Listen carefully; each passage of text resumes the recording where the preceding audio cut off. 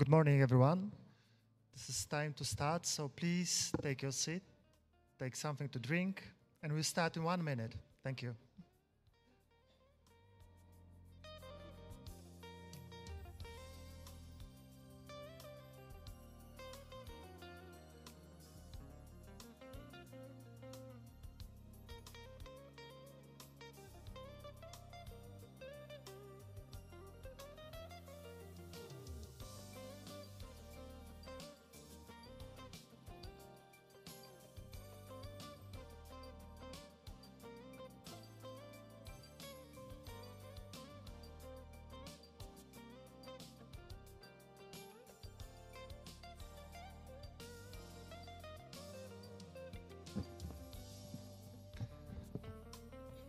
Good morning, everyone. I hope that you had a really nice rest since yesterday. Welcome on the second day of the conference entitled Research, Innovation and Digitization to Advance the Competitiveness of the European Agriculture and Ensure Food Security. I would just remind that our conference is organized within the Poland's EU presidency in cooperation with European Commission, Standing Committee on Agricultural Research, and Bioeast initiative. And just to remind, like yesterday, today's aim of the conference is to discuss the processes of green and digital transformation of the agri-food system, as well as circular bioeconomy in the Central and Eastern European region and the whole EU.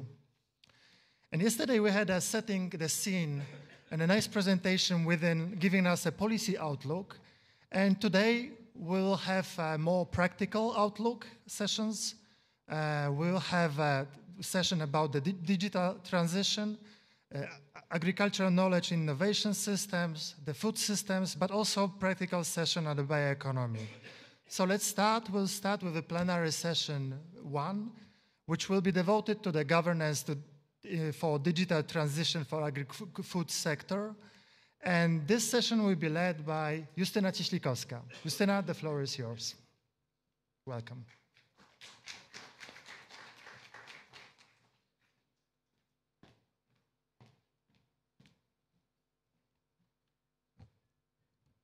Dzień dobry. Good morning. Justyna Cieślikowska, Deputy Director, Department of Innovation, Digitalization and Knowledge Transfer. And today I have a great pleasure to moderate the session, Governance of Digital Transition in the Agri-Food Sector, Digitalization as a Driver to Further Advance the Transition. This session will highlight the role of digital transition that can help agriculture and rural areas face a variety of challenges such as climate change, environmental degradation, geopolitical instability. The session will enable the presentation of actions taken and further discussion on the challenges facing the digitalization of agriculture. The session will provide insight into policy strategies to support agriculture digitalization and will be opportunity to focus on key enablers that support the process of digital transformation. The session will also present and discuss innovative collaboration in this area.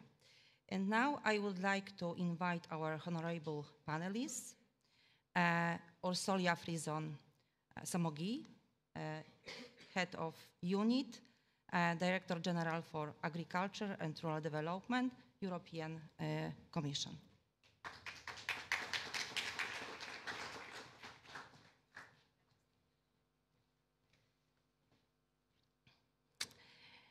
I would like to invite Christian Olchowik, Director of GovTech Department, Ministry of Digitalization.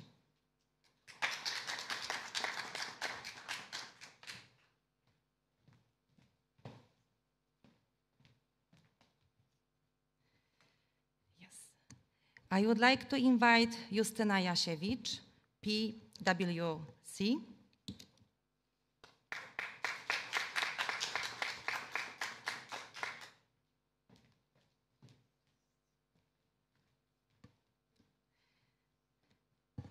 I would like to invite Jürgen van Geite, Scientific Director of Agriculture, Engineering and ILVO.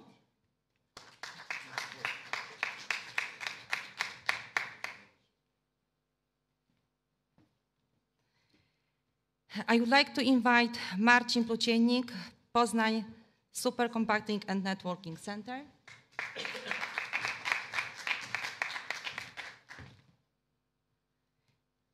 And I would like to invite Aleksander Bąbelski, Head of Innovation of Agriculture Department and Advisory Center in Brwinów, National Innovation Broker.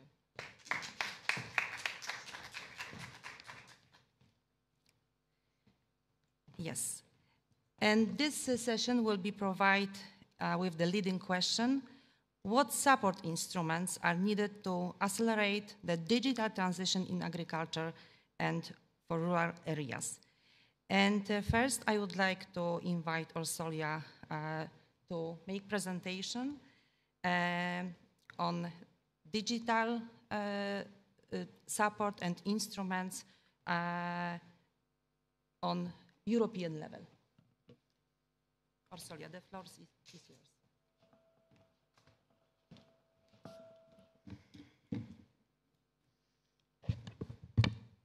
Thank you very much. I am here again. Sorry for that. I am here because we have a dedicated unit in DG Agri who is dealing with data governance and digitalization. They cannot be here. I am here because under research and innovation we also do digitalization, and we work very strongly together to make it happen in the agriculture and food sector. So I will try to give an overview of what we do in DG Agri related to digitalization and data, and what is the perspective that we have. As you can imagine, that is very high on our internal agenda, how we can better use all these opportunities that digitalization represent for the transition in the sector. As I said, we are living in transformative times where digital transformation already taking place. We are not speaking about a potential, that is a reality. That is a transformative times that provide new technologies, offer advanced solutions to optimize productions while ensuring that resources are used efficiently and in a sustainable way. Just to give some examples that you all know very well because they are used on the ground, the use of sensors, drones, satellite imagery. All those tools help farmers to collect and to analyze real-time data. And they can have this data on soil moisture, on nutrient level, weather patterns, crop health. And all this information help them to optimize plantings, irrigation, fertilization.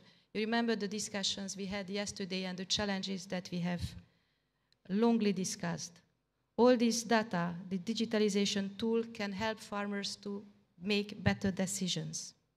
And we have, of course, AI-powered systems that enable farmers to take data-driven decisions in real time.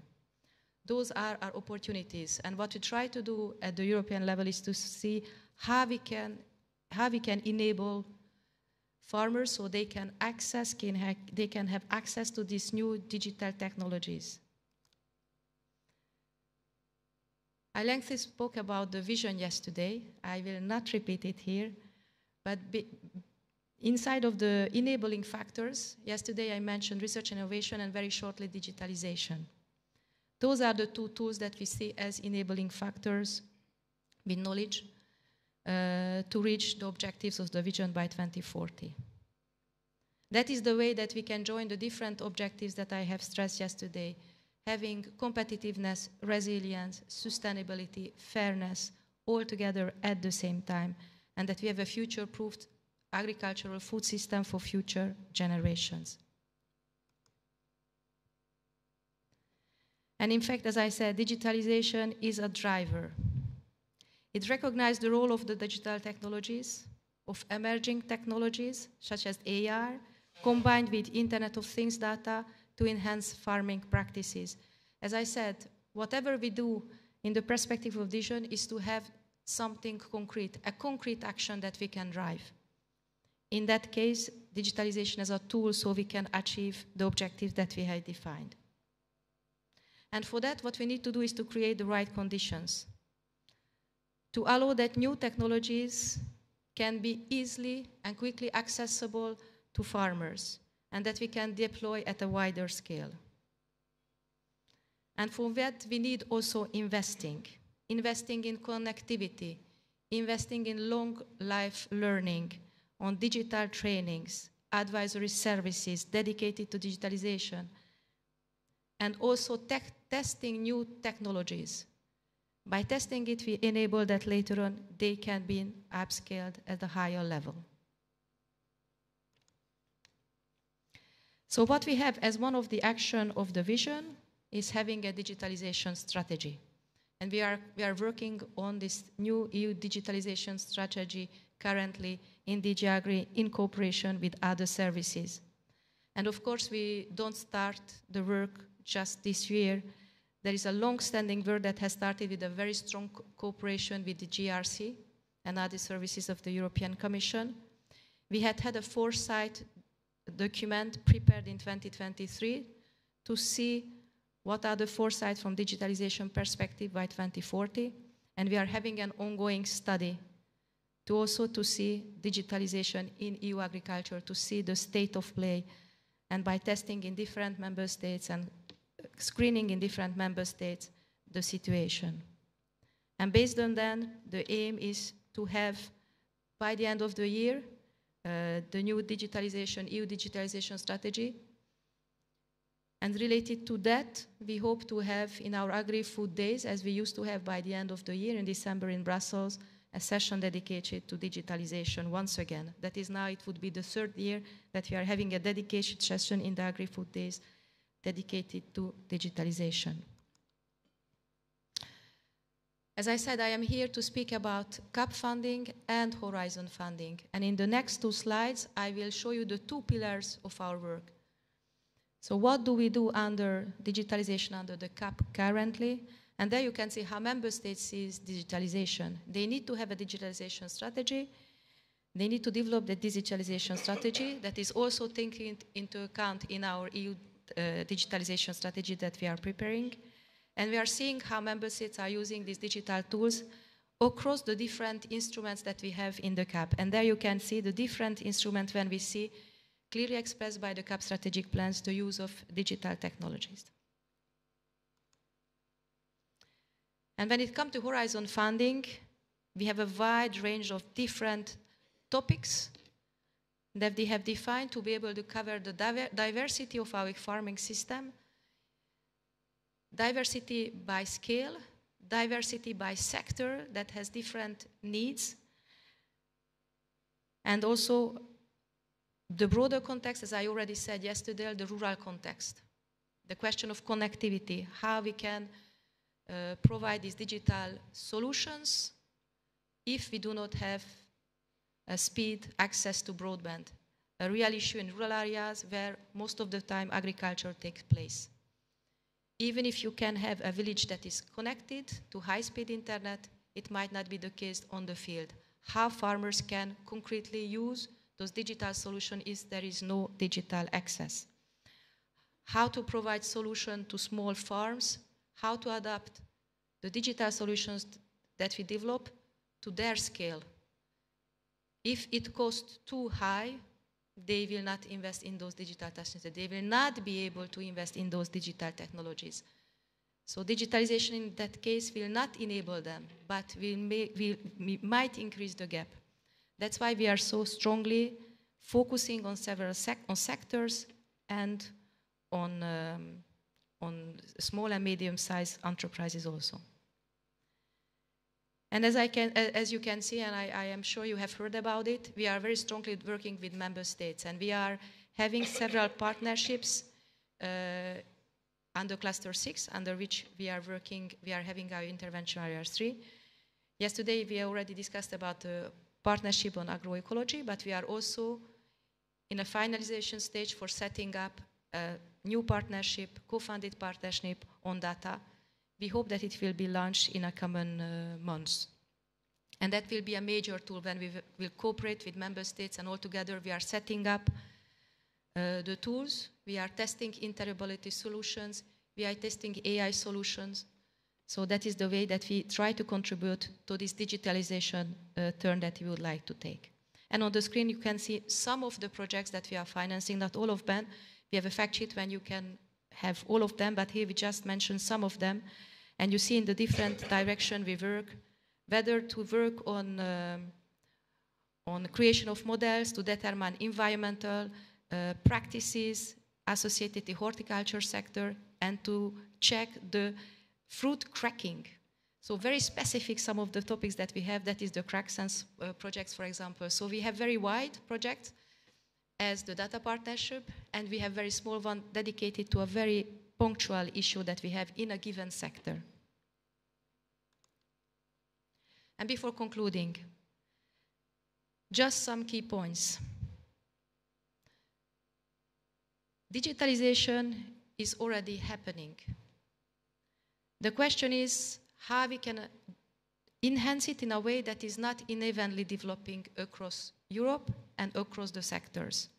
And that is the main contribution we try to make, to help digitalization is evenly benefiting to all the sector and all the different actors.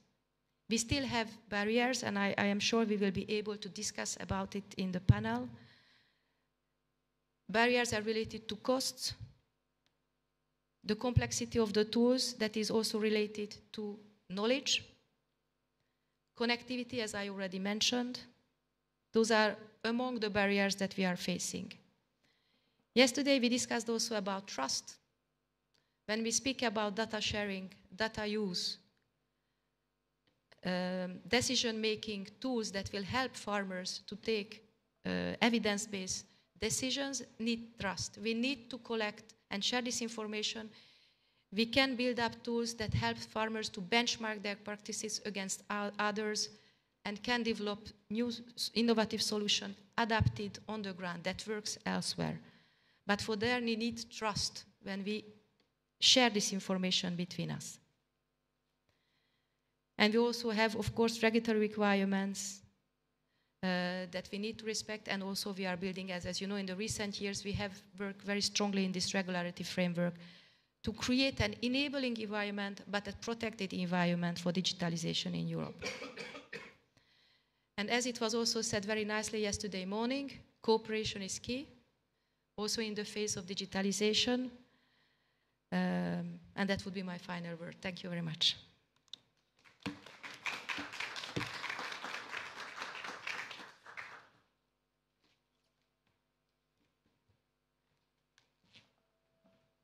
Marcelia, thank you very much for your presentation.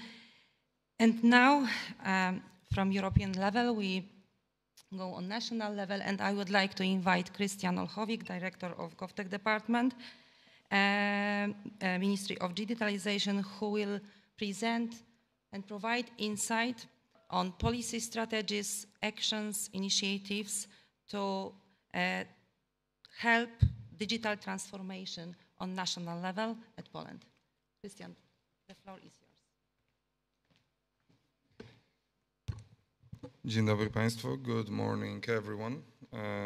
Thank you for the invitation, Justyna. And it's a pleasure to be here. And yeah, we were cooperating with Justyna with the digital transformation of agriculture program, which probably my colleague, other Justyna, will tell you more about it in a minute. But we, as a Ministry of Digital Affairs, have like a wider point of view of digitalization. It's not only agriculture, it's like full picture of what is happening in this matter in Poland. We launched like one of previous year, in the end of the previous year, we launched our strategy of digitalization, Polish strategy of digitalization until 2035. It's based on 6 pillars, like gigabit infrastructure and 5G, e-services, which I think most of you, everyone who is from Poland knows, M-Obywatel and e-government. The other one is data and artificial intelligence, cybersecurity competences, and like transformation, fair transformation for everyone. Like we already heard that every participant has to be on the same stage in the way of digital transformation. The other more important thing, even for agriculture, is that we are planning, we want 85% of Polish people to have basic digital competencies until 2035. We also want to have like 1.5 million ICT specialists, and 100% of our e-services, just on the national level and on the local level, has to be online.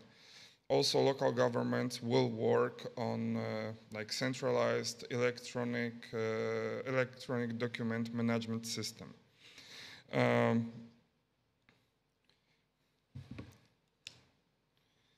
I will tell you a couple examples, like of our initiatives which are helpful for the agriculture and for the municipalities and villages. We are running like national broadband plan, where we are eliminating white spots on the map with no access to the fast internet. In 2015, we had only 50% of homes with the fast internet. In 2023, it was 80%. Right now, it's 84%, but we are planning, or we have active investments in 12% of families, homes. There is only 4% left with the white spots without fast internet. It was possible thanks to legislation, financing, and also like vouchers, connectivity vouchers. And couple words I want to tell a couple words about digital competences, as in my opinion is the most important factor and its most important common point with the Ministry of Agriculture. We already have like clubs of digital development. We are running pilots in 64 municipalities. 43 municipalities have already grants on it.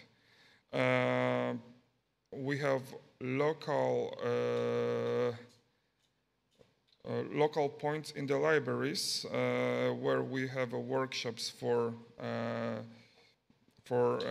people from villages and for seniors over there. Workshops of basic digital competencies. We are also running project Digital Municipality, where we are delivering equipment, hardware, cloud, and cyber security tools. And we also have initiatives for villages like digital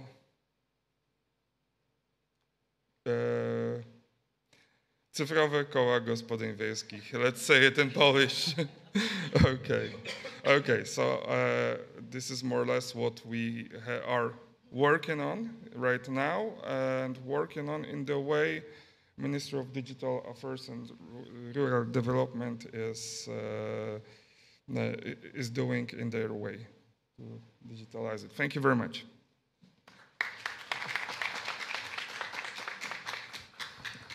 Christian, thank you very much for your presentation. And after presentation on activities on national level, so I'd like to invite Justyna Jasiewicz from PwC.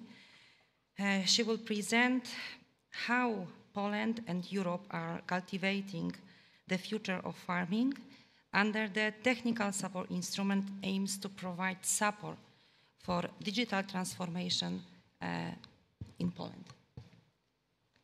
Justyna, the floor is yours. Thank you so much, Justyna. And thank you so much for having us here. And it's such a great pleasure and honor to be here. Actually, I'm here to kind of connect the dots that were already presented by the former speakers today. Because as PwC, we're just concluding 1.5-year project on digital transformation of agriculture in Poland. And this project connected not only European Commission, that was obviously, the project was funded via technical support instrument under DG SG reform quite recently, and was developed under request of Ministry of Digital Affairs and Ministry of Agriculture and Rural Development. So we were connecting those three dots, making this perfect triangle, and to try to work out the solutions on how we could improve how the digital transformation of agriculture could be improved. What I would like to stress today is the best practices component, but before I go deeper into that, I would like to present the project itself. So as I mentioned, the project was commissioned by the DG Reform, quite recently SG Reform, Secretariat General for Structural Reforms, as under the technical support instrument that aims obviously to provide member states with technical support in the area that needed such support. And in this case, the project was requested by Ministry of Digital Affairs in very close cooperation, not only with Ministry of Agriculture and Rural Development, but also with a quite a wide large number of stakeholders, including PCSS. I'm very happy to be in this one panel with Marcin Płóciennik, that we very closely cooperate for this 1.5 year. But also Jung, JOR, CDR in Brwinów, and all other stakeholders that actually for 1.5 years we've been very closely cooperating together. The project had, I would say, 3 main parts that were obviously connected with 3 main areas of results that were expected. First of all, we were expected to assist the ministries, assist the Polish authorities to improve the regulatory conditions in order to streamline the uptake of breakthrough technologies. And this is quite an important footnote to make here, that we are focusing on breakthrough technologies, not digital technologies in general. So as Christian was presenting this more general level of improving digital skills, providing broadband network in the rural areas, we were focusing on advanced breakthrough technologies, AI, robotics, IoT, big data, sensors, biosensors, and other advanced solutions that could boost the competitiveness, but also the efficiency of the Polish agriculture. So that was the first, I would say, big area of the project, and with that there were connected 2 main parts of our work. First, it was a huge analysis supported by our close, dearest friends from IRWIR, from Polish Academy of Science, and I'm more than honored to be here. And Paweł Chmieliński is a key person in this session and in this conference. So, and like I said, it's more or less like family, I have to tell you, for here today. So we've been developing together analysis on digitalization of Polish farms, and that was basis to propose some recommendations for Polish authorities, what could be streamlined, what could be modernized, what could be done to support Polish farmers in the adoption of those breakthrough technologies. Second big area of the project, major area of the project, was the increasement of the potential and ability of Polish farms to adopt the breakthrough technologies, and a kind of vehicle towards that was supposed to be the mechanism of demonstration farms. So we were going very much detail into the substance of the demonstration farms, not only in Poland but in other countries as well, including visiting demonstration farms, assessing their readiness to provide very detailed but also advanced supports to the Polish farmers. And last but definitely not least, expected result of the project was to increase the awareness of Polish farmers, of Polish farms, what are the benefits of agriculture 4.0 technologies in their daily work. And that was developed or done by awareness raising campaign, but also a series of workshops in various parts of Poland and also in various regions, rural regions of Poland, to support stakeholders and multipliers in the understanding of breakthrough technologies. So the project had very wide, I would say, this substantial area, but also we've had very much elaborated and wide project environment. Like I said, we've been working with 2 Polish ministries and SG Reform on daily basis. We've had excellent project consortium. I was mentioning IRWIR from Polish Academy of Science. We've had major publishing house from Poland providing us with the outreach to the farmers themselves. This is from a recent moment Agrohortimedia, but you might know them as PWR as well, and to provide us with those crucial insights on the startup area, I would say. We've been cooperating with FoodTech AC, a Polish accelerator that allows these rural startups to boost their activity in the area of breakthrough technologies. For today, as we are connecting those various perspectives, I would like to focus just on one area of the project, or one, I would say, tool of this fascinating project.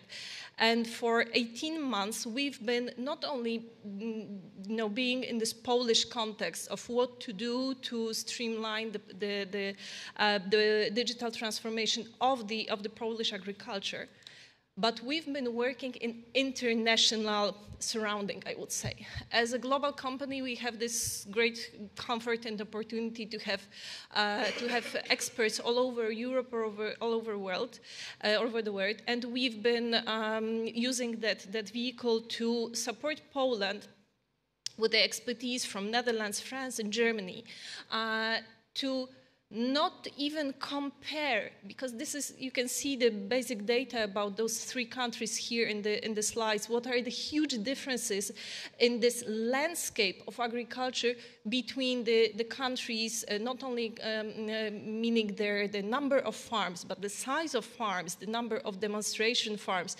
the very practical tools that are implemented in the countries that could support the farmers in their daily practice. So we were not focusing on copying and pasting solutions from let's say, France to Poland, from Germany to Poland. But we were analyzing those countries via the lens of PESTEL. That's why, as I proposed here, this understanding of PESTEL as a framework for best practice analysis for the project. So what we were doing, we were analyzing each of the countries via this PESTEL lens, focusing on policy, economical, social, technological, environmental, and legal aspects of this regulatory and broader social framework for the digital agriculture, for the digital transformation of the agriculture. And with this comparison allowed us to present to the Polish authorities set of recommendations for the improvement of digital transformations of the agriculture in each of those areas. For the purpose of today's meeting, I think my concluding thought, we've been concluding with digital skills, with cooperation. I would like to add the aspect of, in a way to streamline the further discussion of knowledge sharing, because I think this is of key importance, that member states, with the support of the European Commission and also other stakeholders, including companies like ours, could benefit from the experiences, from those journeys that other countries have been on for many years, and we can learn from each other. So my key takeaway from the project, and that I would like to bring to the discussion further, is the knowledge transfer. And with that, I'm leaving you, as I think my 7 minutes are over. I'm very happy to answer any questions. Please feel free to contact myself or the Malina Jankowska, who is leading our team. Happy to answer any questions, and looking forward to the discussion. Thank you so much.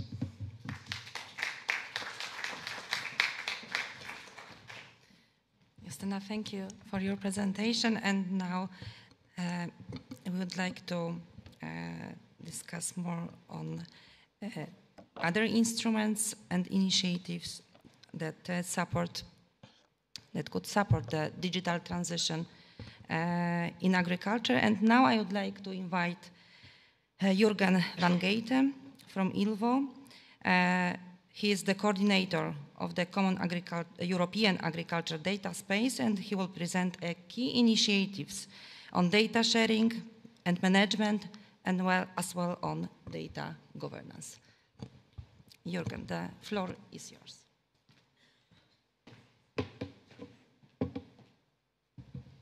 Thank you very much.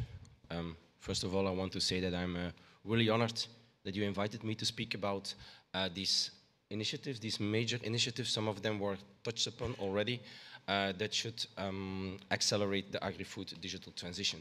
I also want to send an invite. I saw the Netherlands, France, and Germany. You can always come to Belgium also. I think we're also doing quite well in digitalization, so more than welcome to come and look at my institute, ILVO, where I'm a director. I will not talk too much about myself. I think we should move forward as soon as possible, and I will tell you about 3 initiatives that should actually accelerate, because they are focusing on EU-wide collaboration. They are setting up cross-border data ecosystems and effective governance. And these 3 are seeds: the partnership, AgData, and an upcoming initiative, very important, and please have a look at it, the EDIC in agri-food. I think the most important is impact. And my mission today is not only to convince you to join us in these initiatives, but also to convince you about the impact of data sharing that cannot be underestimated in agri-food. Why can it not be underestimated? Because it focuses or it influences the whole food chain. And every actor, from the farmer to the consumer, is involved if we start talking about data sharing. And let's take a very concrete look at that. The farmer. Can you imagine if a farmer really has full data sharing? He installs a farm management system, or for whatever software for those who are not experts, and by one push on the button, all data flows into the system. I'm talking about parcel information data. I'm talking about historical data coming from the sensors mentioned before. I'm talking about machinery data. And what does that deliver to the farmer? Because in the end, it's about delivering value. It delivers time.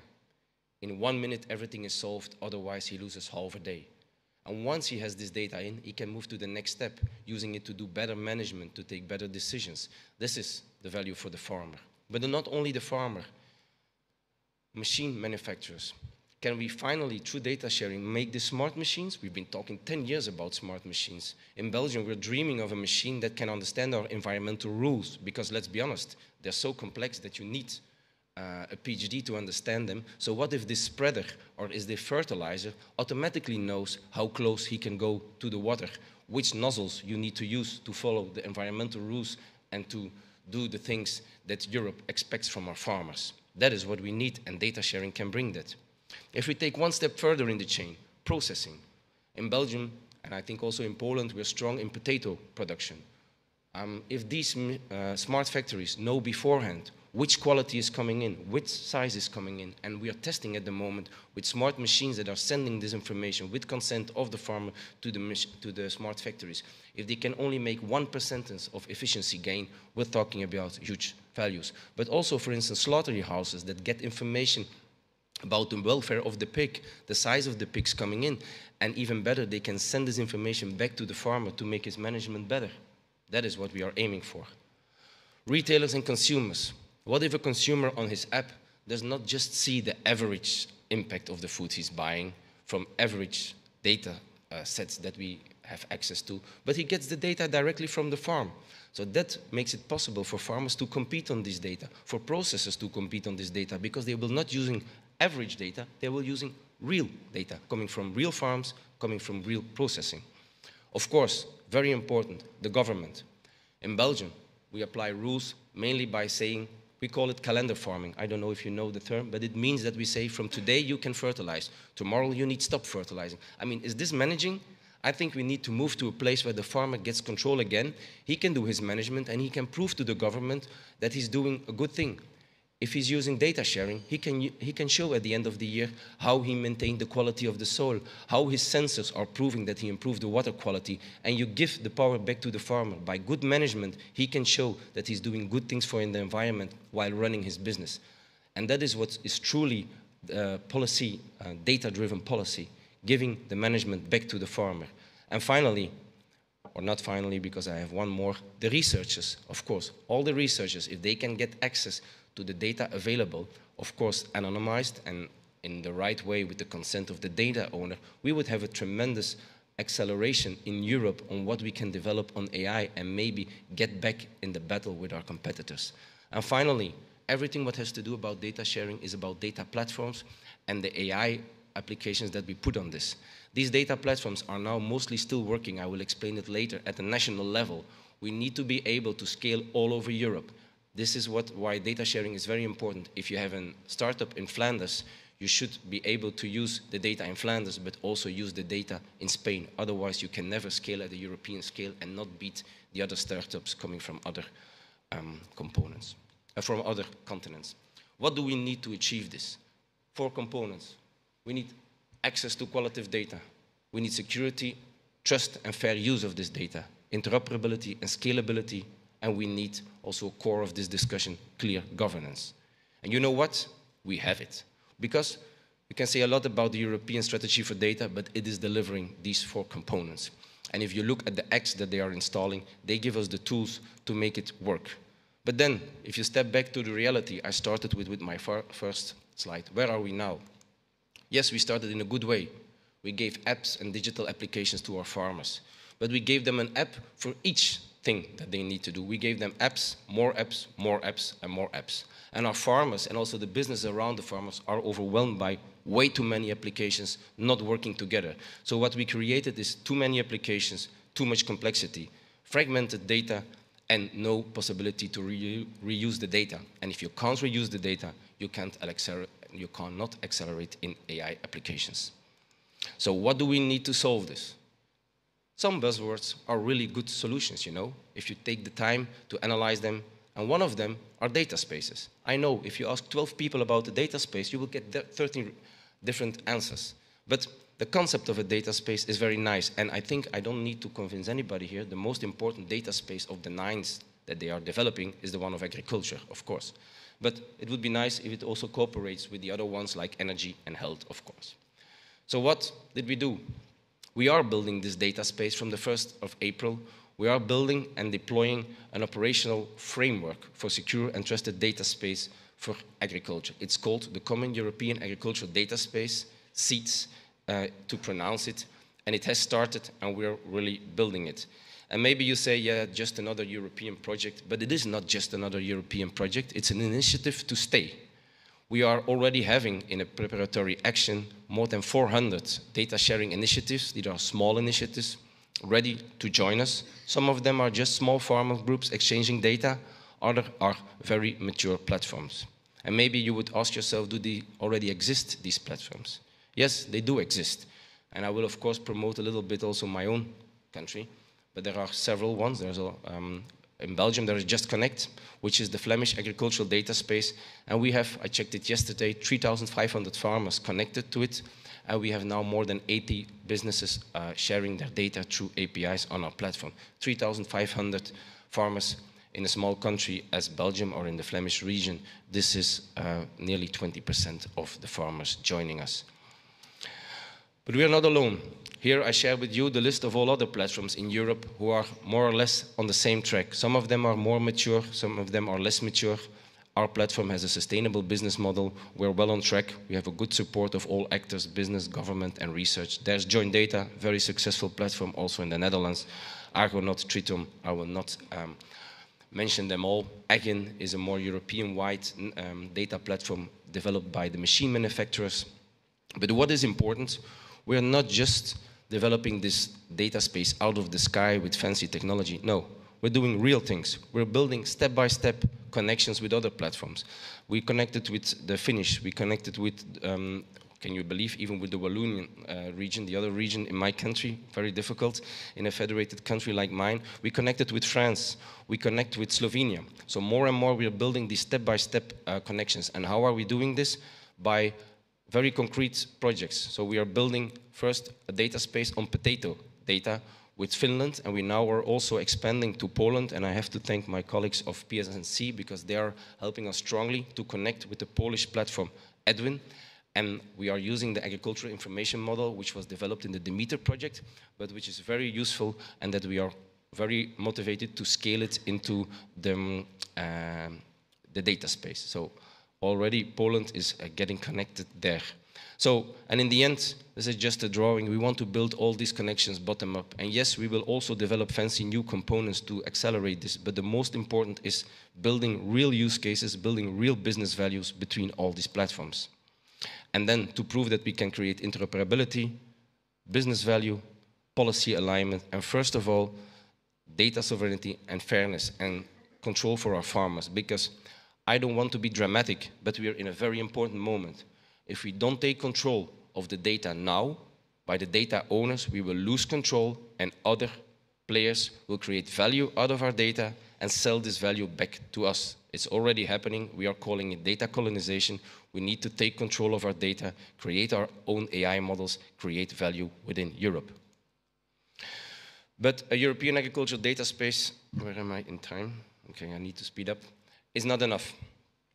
There's also a very important initiative called, it was mentioned before, the Agriculture of Data Partnership.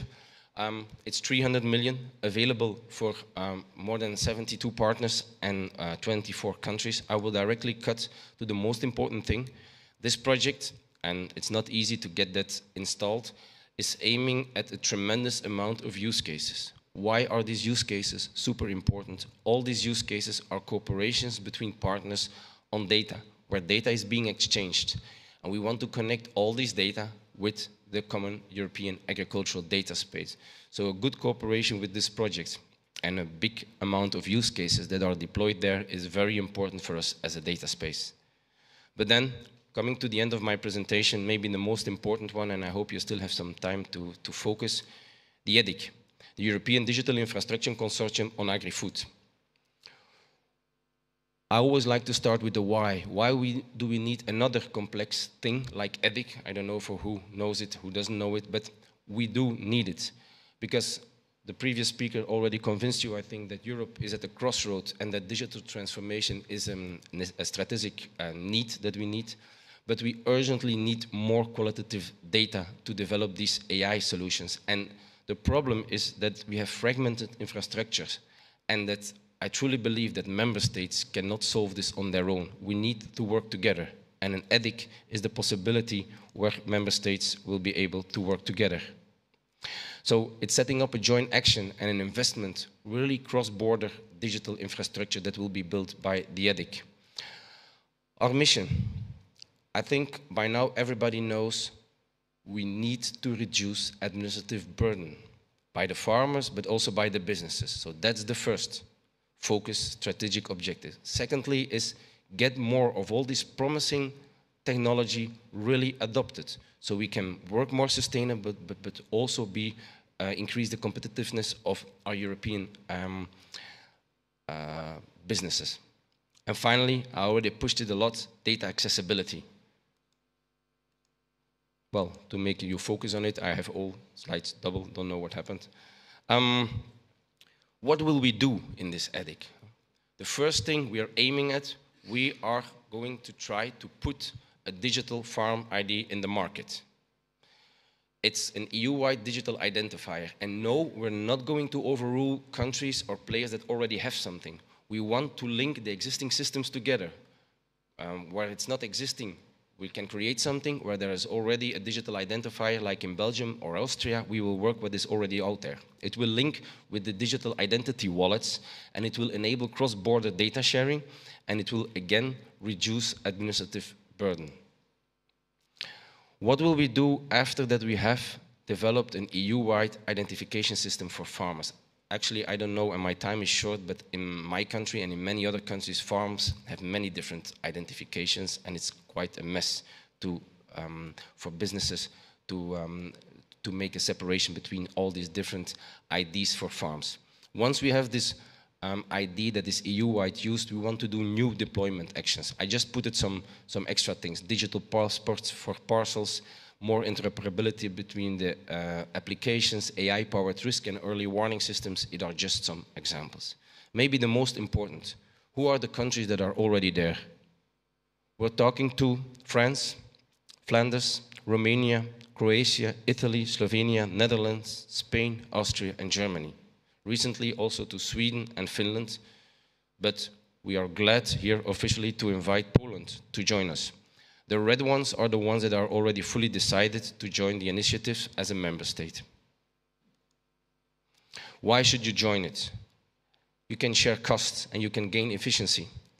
All these nice things that are developed in research, they should scale over all Europe. For instance, geotech apps that are developed by Department of Agriculture. Why should every Department of Agriculture has its own geotech app? Why can we not scale it all over Europe so that our AI applications can get access to all this data? We will boost the competitiveness. We will support our national stakeholders. So it's European-wide cooperation, but to help your national farmers and businesses. If you join the EDIC, you will have an early access to the infrastructure and the services that the EDIC is developing, and you can, of course, influence the EU digital agriculture agenda. My final slide, to put all running initiatives a bit together. On the one hand, you have the EDIC, which is run by member states. So it's a member state initiative, and it's an actually legal entity funded by member states. If you want more information, please feel free to contact me. You have, on the other hand, the European Digital Innovation Hubs, who are focusing on local end users. You have tech providers being helped by the agri-food TEF and by the AI factories, and you have the whole research community that should be brought together in the Agriculture of Data Partnership and other Horizon Europe projects. All of them should connect to the common European agricultural data space and share their data to create one European data system where we can scale our AI applications. And with this one, I close my presentation.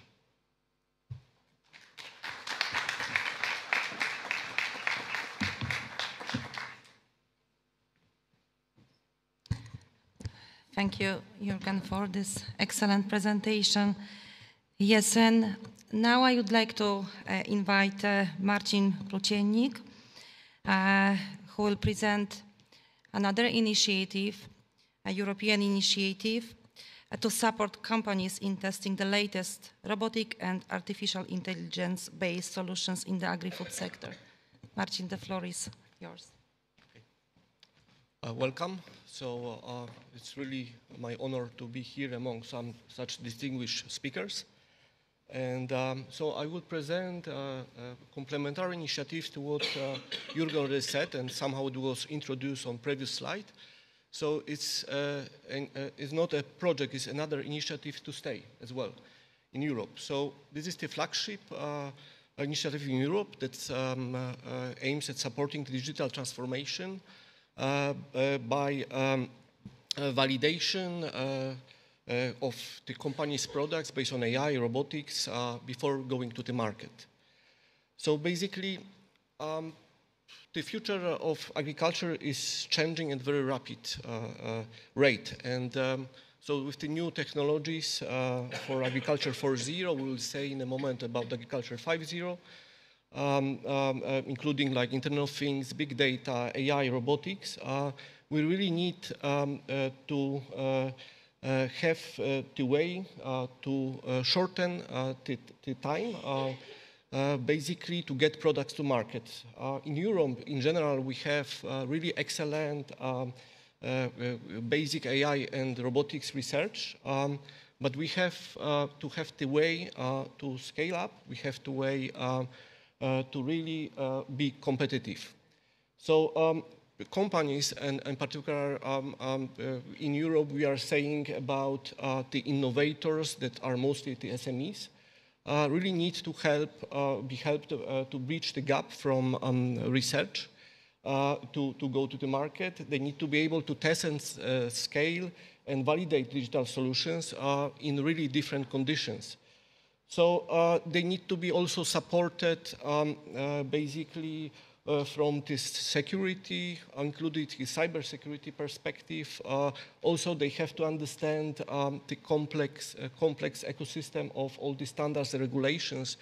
So if you have large company, they have lawyers that are analyzing basically the current regulations and the implications for their products, while for SMEs it's much more challenging. So as response to these needs of supporting EU companies' development of the latest breakthrough technologies, like based on AI, there has been funded initiative in agri-food domain. So there have been in Europe in general funded several testing experimenting facilities for this purpose, and one of them is in the agri-food. The agri-food TEF stands for the European Network of Testing Experimental Facilities to assess and validate this kind of solutions in both agriculture and also food sector. And this is really currently the key enabler for testing. So this is about the real-time, real-life testing in the experimental fields. And while you can see here the involved countries, and so I have to say that also ILFO is in Belgium among one of the nodes. The services are provided basically for whole Europe, so for all European countries. So basically, the companies are getting the funds for supporting the companies are like the services are provided 50% from the EC funds and 50% from the de minimis. So this is, but this picture was already shown by basically before by Jürgen. This is part of the wider European ecosystem, and this initiative is in close collaboration with other initiatives, and so including basically common European data space, where we hope for close relations from the technological and governance part. And also, basically, we are looking also forward for collaboration with the AI factories. So the target customers for agri-food TEF basically are the companies, the startups, innovators, the manufacturers of agricultural robots, software developers, machinery manufacturers. And this is in different sectors. So you have this primary production, livestock farming, and for the technologies including drones, remote sensing, imagery, all the data management, connectivity, the AI and robotics. And all this testing happens in open fields, but also sometimes in controlled environments. We are also working towards the sandboxes. So basically, there are hundreds of services categorized under different categories, and Basically, among them are physical services that are around the experimental fields. There are digital services that are helping in improving existing AI models, that are working with the semantics data, with the data spaces. There are also the pre-certification services that are also the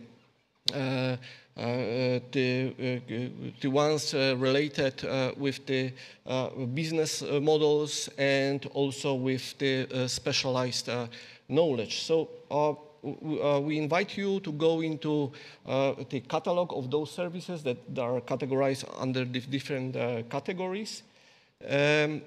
And if we look about the potential, what actually the agri-food gives is the really access to whole European network of specialized testing experimental fields, to the research infrastructure, the major research infrastructure in Europe.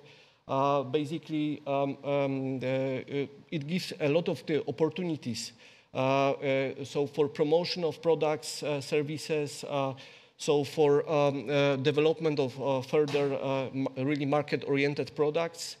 And basically, this really is about supporting development of skill and competences, but also about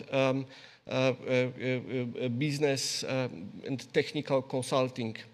So this is, we see it as a very important instrument in Europe in this perspective. Really very short one slide. I'm a technical guy, so I had to do it. So basically what we really do in the consortium itself, how we bring the value. We see the value in collaboration, in federation. So you could see already the federated catalog. And we are also now working on federation of the data through the data spaces mechanism. We also work on common methodology for benchmarking, so you could go in either of the places and test the solutions in different conditions in different countries, and then compare those kind of results.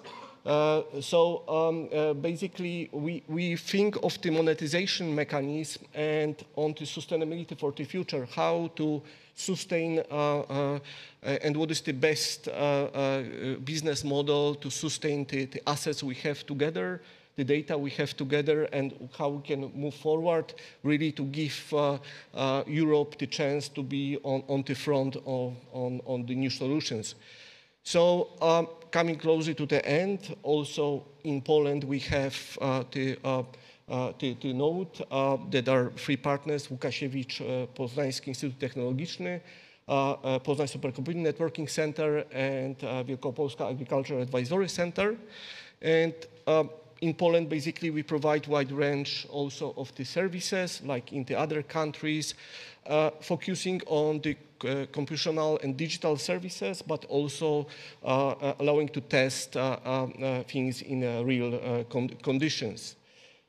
We provide different kind of infrastructure, from the experimental, the demonstration farms, but also all the computing facilities. And just the final slide about the example use case. So what we actually have done, so you could understand. So there was one of the company, and the objective was to validate and improve algorithms for recognition of microelements in soil across Poland and Europe. So we collected like over 2,000 GeoTags soil samples, conducted laboratory analysis, and created different kind of data sets. So, and these data sets enable clients to validate and enhance their algorithms and improve the basically the accuracy of detecting the soil microelements. And with that, I would like to thank you again for your attention. And thank you so much, Marcin. And now I would like to invite Aleksander Bomberski to present more practical solutions, more on the ground, how CAP support digitalization through AIP operational group in Poland. Alexander, the floor is yours. Thank you, Ma. Thank you very much for the invitation. I would like to say that as an advisor, so public servant, and as a researcher, I have a wider scope of the look how this innovation transfer and digitalization in agriculture it goes. And I would like to say the first slide is about Guinness de Cuve. He said that the dream of modern man is to move from the countryside to the city, so that later you can move from the city to the countryside. So we need to prepare people living in a city to live in the countryside, to prepare from the digitalization way also, from the innovative way. So that's why I would like to underline that it wasn't mentioned so far, but we are public advisory system. Very good structure of public advisory system, which implements EKIS for over 50 years, because we have a very good structure, and we have a very good and developed system of EKIS. So we can see that we have a agriculture research environment, we have entrepreneurship, very well developed, we have public and private agricultural advisory. So thanks to this, we have a free level of advisory in Poland that helps to implement digitalization innovation. It is Agricultural Advisory Center in Brwinów, CDR, it was mentioned so far as a national level. We have 16 regional agricultural advisory centers on voivodeship level, and very important, more than 300 direct district agricultural advisory offices, rural direct advisors, which have a direct connection with the farmers. And it gives a big change for the advisory, for the collecting data, for us, for the citizens, for the rural inhabitants. So I would like to show you my flower, which describes the EKIS in our country. And I would like to say that all of these institutions, associations, create this EKIS in Poland. It's nothing new for us, but now we have a name for it, the EKIS, Agricultural Advisory System. And it was mentioned so far that we have 12 agricultural research institutes which we are cooperating very closely. We have 30 innovation brokers. I'm national innovation broker, so I have the possibility to train, to help, to support my brokers located in all voivodeships. The brokers are responsible for EAP operational groups implementation and dissemination of new knowledge. We have national regional chambers. As I said, we have 16 regional agricultural advisory centers. We have CDR. We have more than 1 million farms. We have more than 9 million hectares of forests, which is also a huge base of innovations in our country. We have more than 1,000 events so far organized, seminars, workshops, conference, study visits, and the others. We are the partner of the EU CAP network, of course, because our national rural network is a part of our EU CAP network family. We have 10 agricultural universities in Poland. We have more than 300 local action groups, which are also very closely cooperate. We have a national network demonstration farms, more than 200, it was mentioned so far. It is also a huge potential to be living clubs, lighthouses, and we are going in this way with our national network demonstration farms.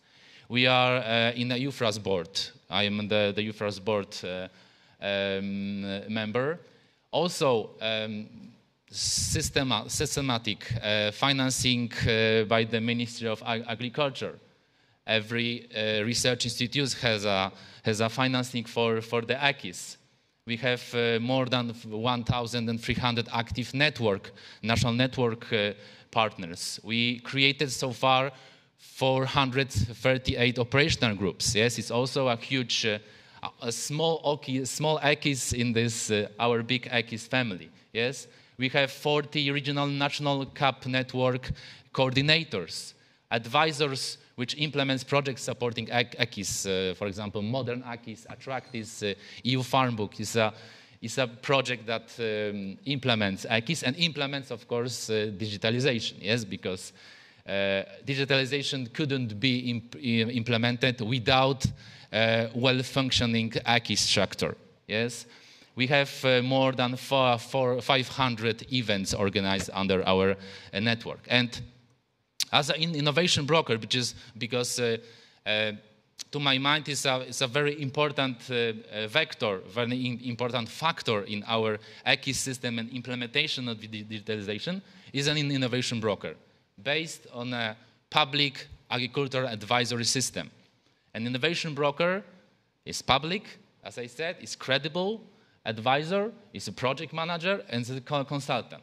And he provides free of charge advisory. He disseminates new knowledge created by operational groups, by Horizon projects, and by farmer initiatives, because not all the projects, not all the ideas getting from the farmers are going to be big projects like operational group or Horizon Europe. Yes, it could be just an implementation into the farm. Creates and supports the AP operational groups, identifies and consults innovations, creates connection between farmers, researchers, and agribusiness. Yes, and he is the mediator and negotiator in agribusiness, because when the problem exists, for example, in the creating of new consortium, a new group of interests for the project implementation in agriculture, then independent public advisor, innovation broker, step in and find a solution, yes, for this. So now I would like you to show some of our examples of our operational groups that was implementing digitalization in agriculture. So first example is ThermoEye, is a non-invasive monitoring system for animal temperature measured without maintenance and without contact in continuous mode. So ThermoEye operational group is an application of thermography technology. It shows the general condition of the herd using monitoring cameras and video analysis of mobility. Also gives a possibility of intelligent and remote monitoring of the herd and the reaction to changes. I would like to say that all of these projects were successfully implemented and is used by the farmers. So for us, it's a very good and very important information that we are going in the right way. Next example of operational groups is virtual field. It's the implementation of innovative model of selling agricultural products in the form of an internet service enabling the ordering of agricultural products directly from the farmer in a specific, carefully designed area of the cultivated field. Yes, so for the farmers, they have the opportunity to sell products, yes, through the internet service, and customers involved in the process of producing agricultural products, choosing the place and method of cultivation.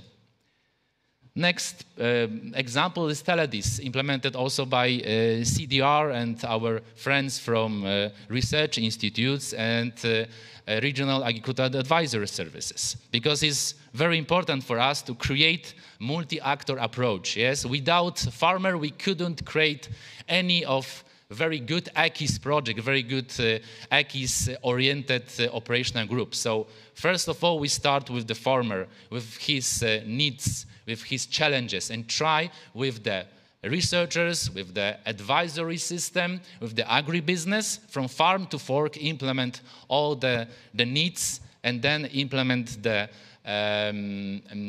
problem, implement the innovation into the farm. Yes, from this example is application from computers and mobile devices, is real-time diagnosis of the presence of diseases. Yes, the farmer is taking a photo in the field and sending it to the application and have a diagnosis in a few seconds. The next example is the example of decision support system. SAT Agro is organizational, technological, and marketing innovation in the field of fertilization and irrigation optimization using satellite data. The next example of operational group is VASAT.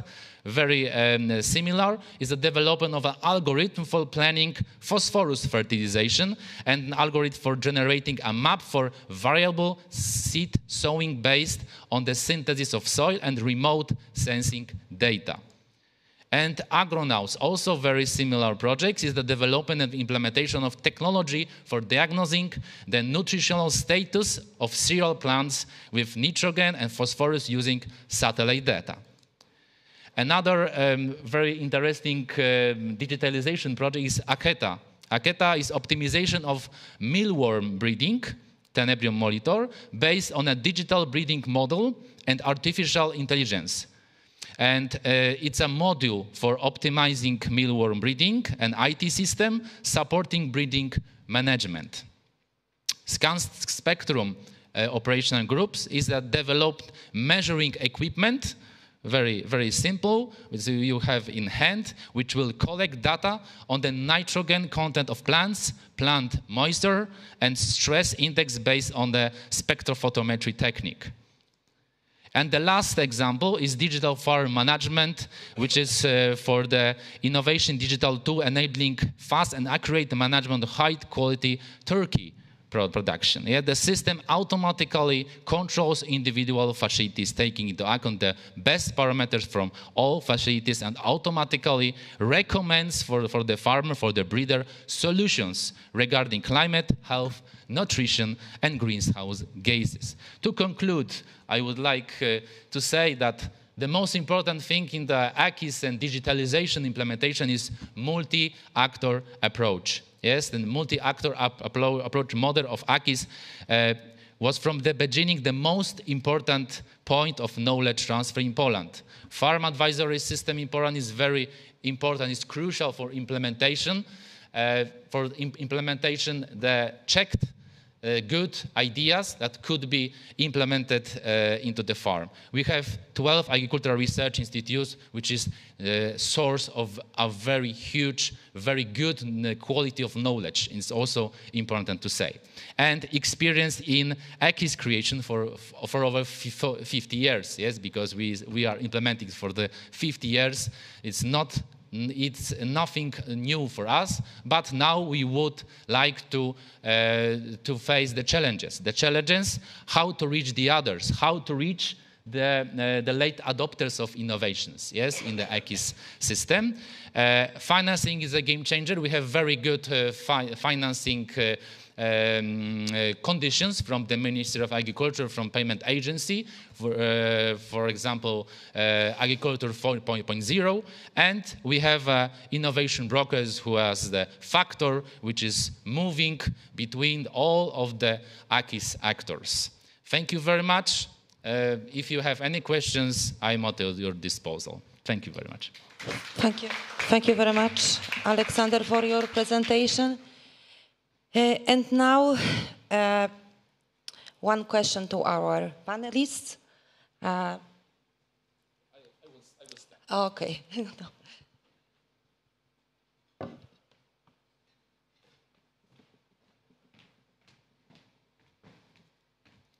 And now, one question to our panelists, just briefly. So, in your opinion, what support instruments are needed to accelerate digital transition in agriculture and on rural areas? And first, I would like to ask for answer Ursulia. Thank you very much. It was really very interesting, and I think we were able to present the different instruments that we have in hand. We're speaking about Horizon Europe, we were speaking about the CAP, Connect instruments, DG Reform, and that is the different scale of instruments that we already have at European level, local level, how we can join the two. So I think we have covered all the different instruments, and now the question is how we can connect them. So I think that is the stage where we are, where it is needed to cooperate, how we can share this knowledge. For me, one is the key word is to develop solutions that is adapted for farmers and adapted then by farmers. So it is to put farmers at the center of the discussion. I think later on we will have a discussion on AKIS and how we can do it in a multi-actor approach, how to engage with farmers, how to do even digital investments that is meaningful for farmers. That is our objective. Maybe one thing that can also have, I think we haven't discussed about this morning, is how it can also have the working conditions in the sector. So we have environment impact, economic impact, and also social impact that it can bring. So in fact, I think that will be all. Yeah, I give the floor for the others. Thanks very much. Thank you very much.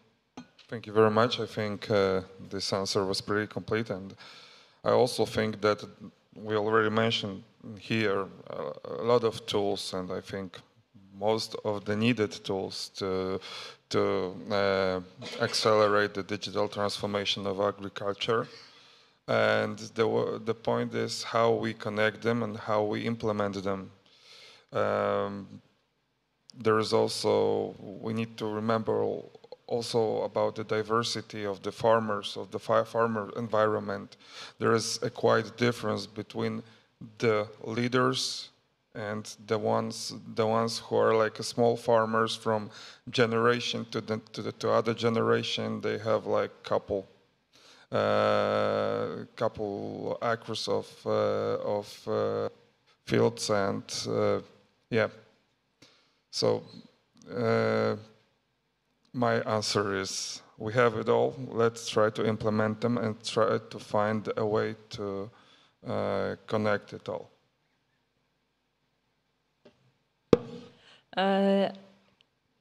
What can I add? I would just echo what other speakers were saying. I think that indeed all the instruments are there. They are working.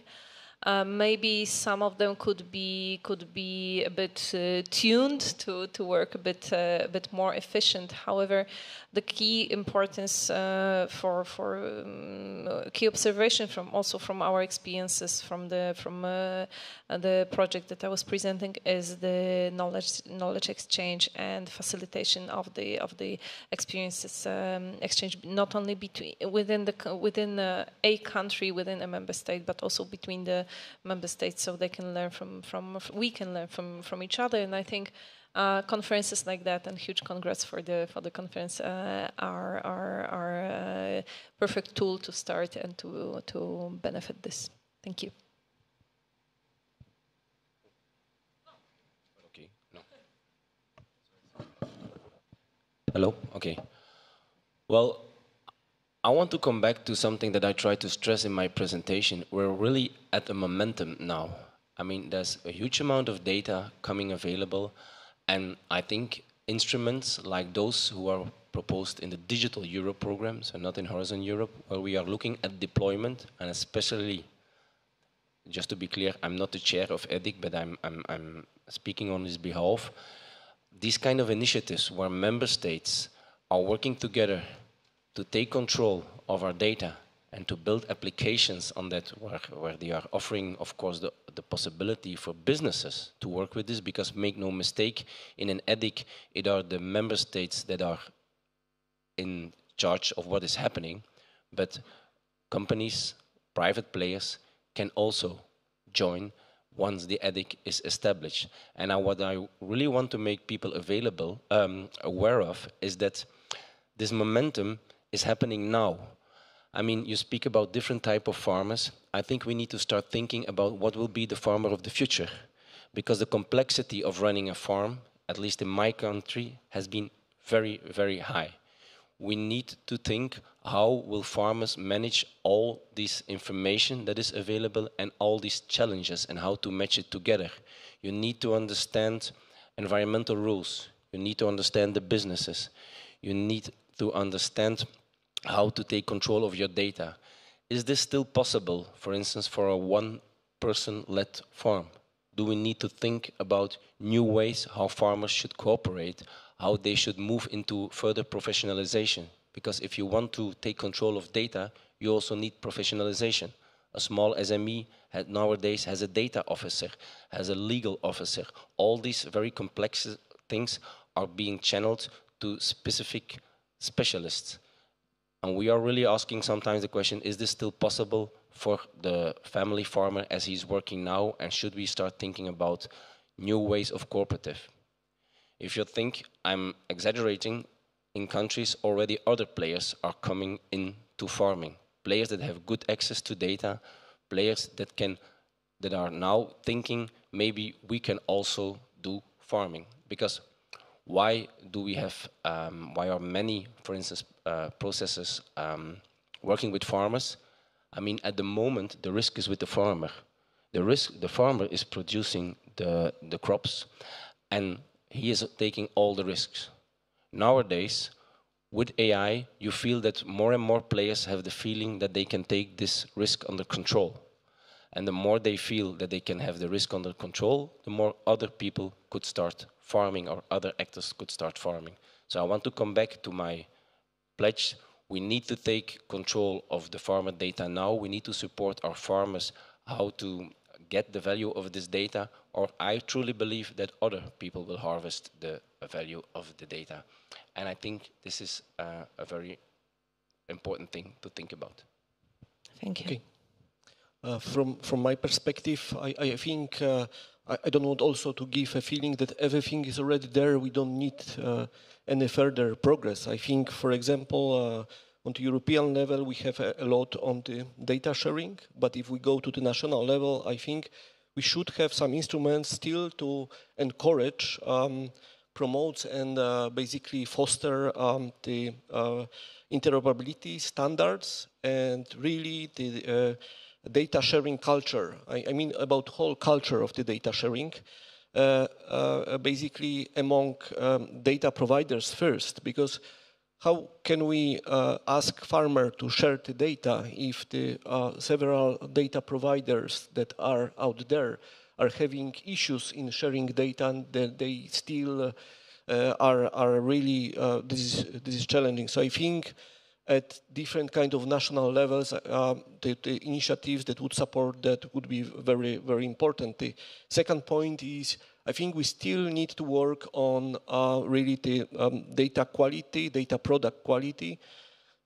We have a lot of the data, but among of them, and if we think about training AI models, we need really the high quality data. So there is like any instruments that will still support really, from one hand, gathering more quality data, and then validation of the training data would be really good. And the last point I have is really on what is happening now. From my perspective, is really disruptive. I mean, every 3 months I go to AI conference, I'm really surprised, and I see new things that I would not even think of.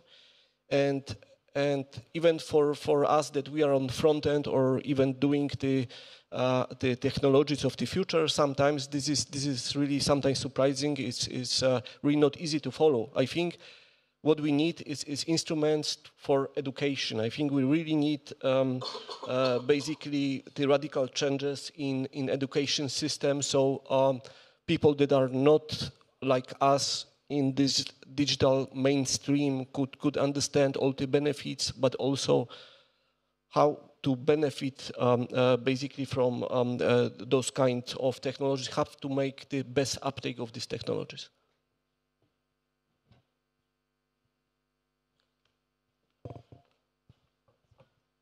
Thank you. We still have time to the last answer. Okay, so from my point of view, we have to better implement digitalization in agriculture is a very, very big challenge. But to be honest, we have a very good structure, as you see on my presentation, but still we have a lack of education at the schools, agricultural schools level, in the society overall. So from my point of view, we need to develop our educational system, implementing the latest knowledge of digitalization and agriculture at the universities, at the agricultural schools, and at the agricultural advisory centers, all of this system. It will provide the best dissemination, the best knowledge transfer, and to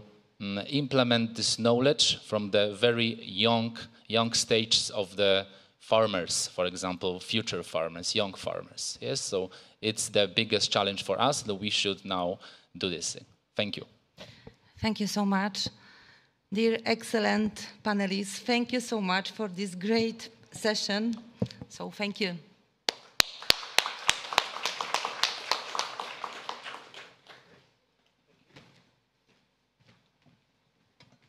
Thank you very much. This is time for a family picture. And I would say that, wow, this was material for a whole day conference. But I guess at the same time, those were very, very interesting.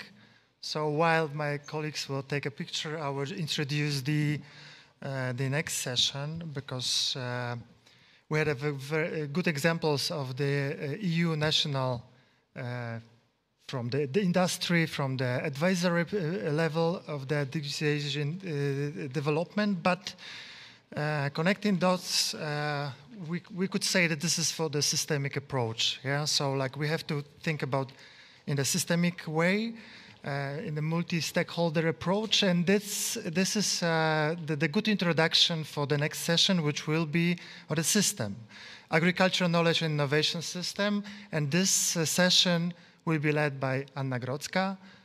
Anna, 4 presentations. I hope that it will be smooth, and then we'll have a little break, and let's move on. Thank you. The floor is yours. Thank you, Pavel. I think that we will go fluently from the previous session to the next one. As you can see, we have many links between those two. As for research and innovation, we have many projects concerning research on innovation. However, it is always key to provide that they are really needed. So AKIS, as Alek has already presented, is concentrating on the farmers' needs. And our session will be on that, how to provide that projects are related to farmers' needs, and how to share knowledge about the projects which already are available, about solutions which are already available. We will also put a strong emphasis on the role of advisory services. We in Poland are really proud of our advisory services. We have more than 100 years tradition of advisory services. As Alek presented, we have advisors in every voivodeship, and we are doing our best to develop their skills so that they have tools available for them so that they could operate and meet new challenges in changing environment. Okay, just if I may ask for a presentation, really short introduction, what is already available. Okay, that's it.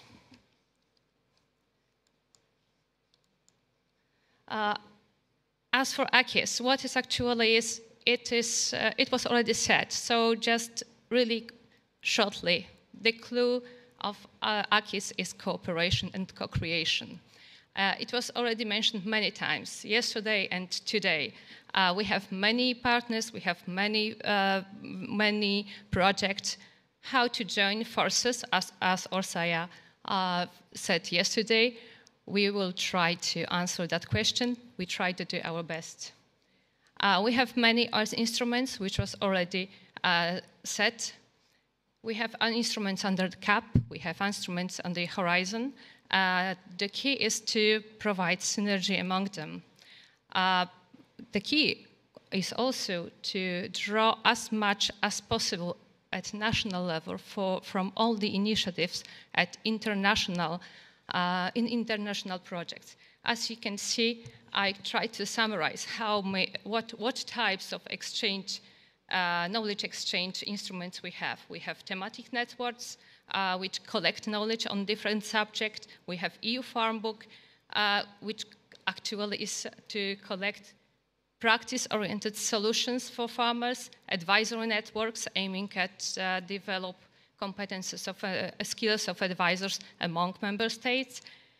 We have also lighthouses and living clubs mentioned many times during these days, and some acquis-related projects which are to support member states to develop their acquis systems.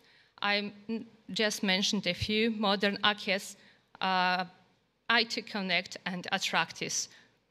All of those instruments needs to be used also at national level. Those are just projects, so we have to remember that it's on us to draw experience from those projects, to draw knowledge from those projects, and to use them at national level, and to spread this knowledge among farmers, and prepare solutions which will base and use knowledge and experience from those projects. And now I will ask my panelists, Henryk Skórnicki, Director of Agricultural Advisor Center in Brwinów, branch in Radom. Inge de Bo, Scientific Coordinator of EU Farm Book, Ghent University, Belgium. Sergio Ponsasales, Director of Beta Technological Center and Central University of Catalonia. And Jan van Esch, my colleague, co-chair of the SCAR Acquis Strategic Working Group, Ministry of Agriculture, Fisheries, Food Security and Nature, Netherlands.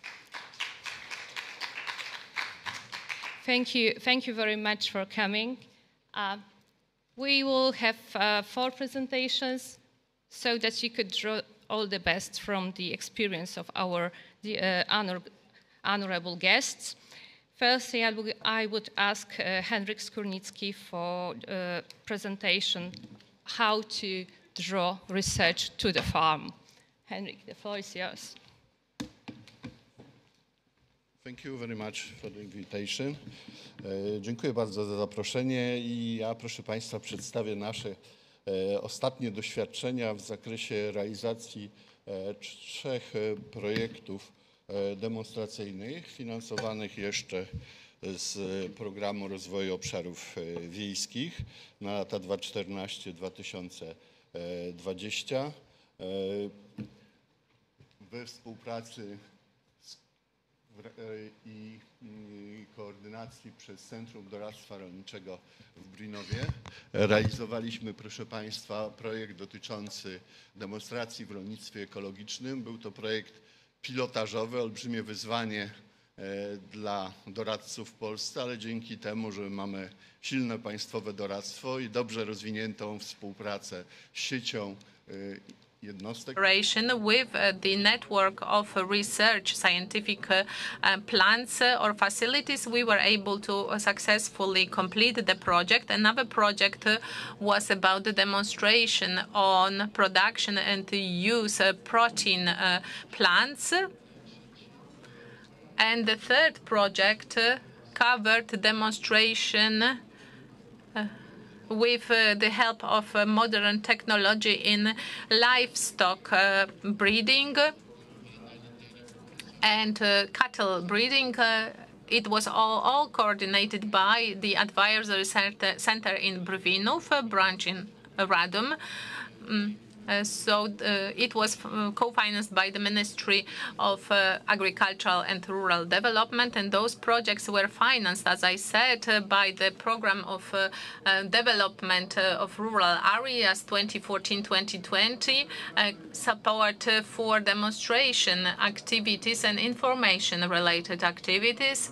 And ladies and gentlemen, we are talking about the time framework 2020 to 25, and because of the time constraints, I will try to aggregate the information that I will share with you. The biggest project was the pilot project covering demonstration in organic farming, and on this map we can see all the demonstration facilities across Poland.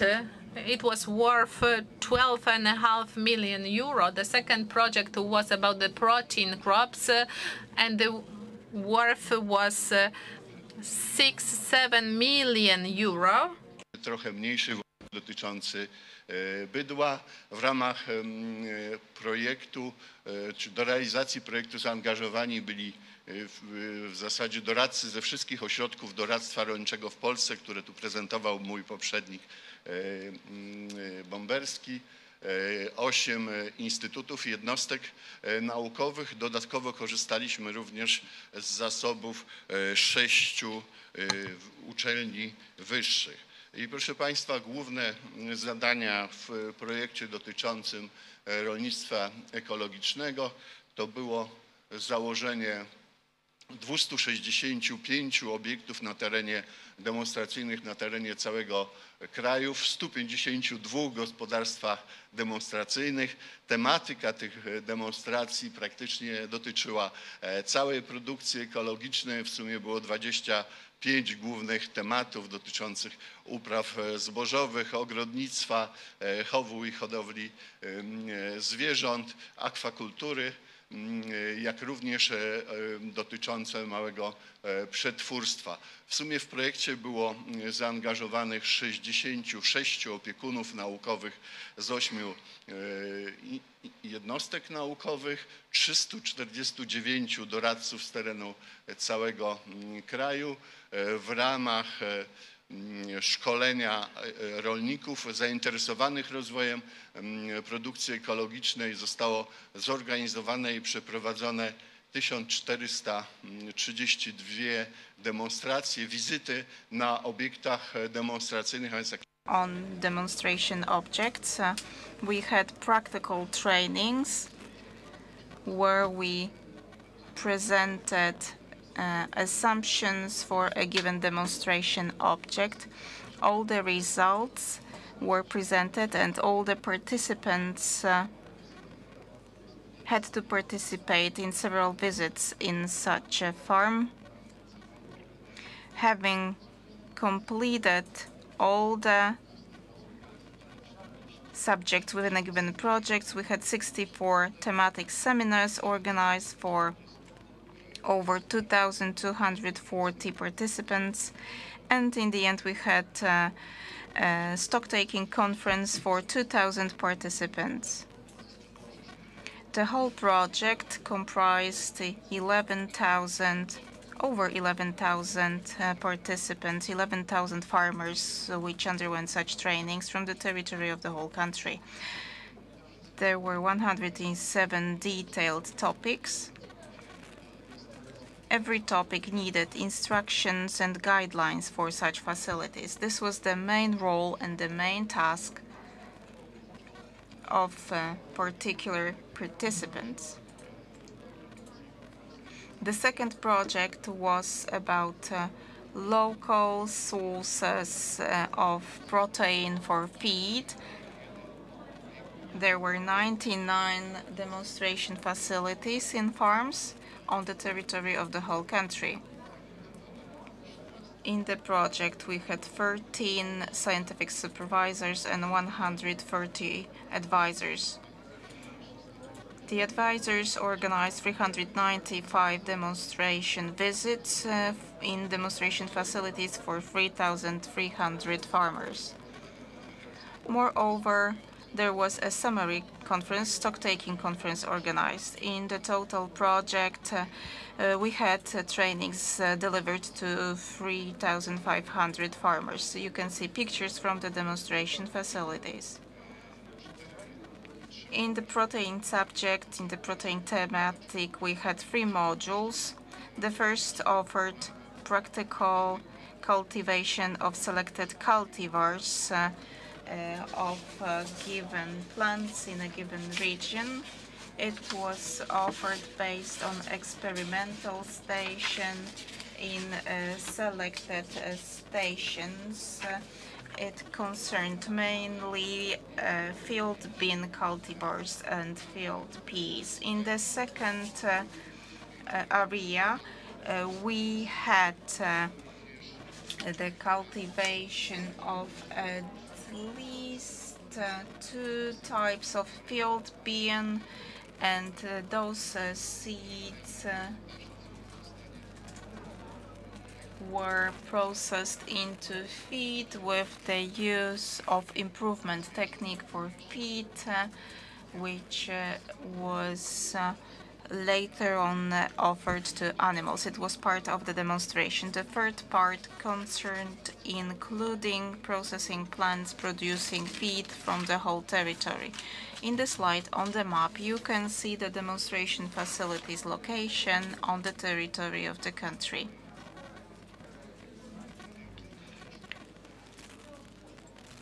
Another project concerned meat cattle husbandry with the use of modern technologies. There were 2 scientific entities in this project, 11 supervisors and 87 advisors. We had to set up 40 demonstration facilities, and there we offered 456 demonstrations. 2,800 farmers participated in those demonstrations. In the end, we had stock-taking conference, and the whole project offered trainings to 3,250 farmers. This is a typical AKIS system showing main partners involved in the implementation of a given project within this consortium. Moreover, you can see the roles of particular partners. The key role was played by scientific supervisors.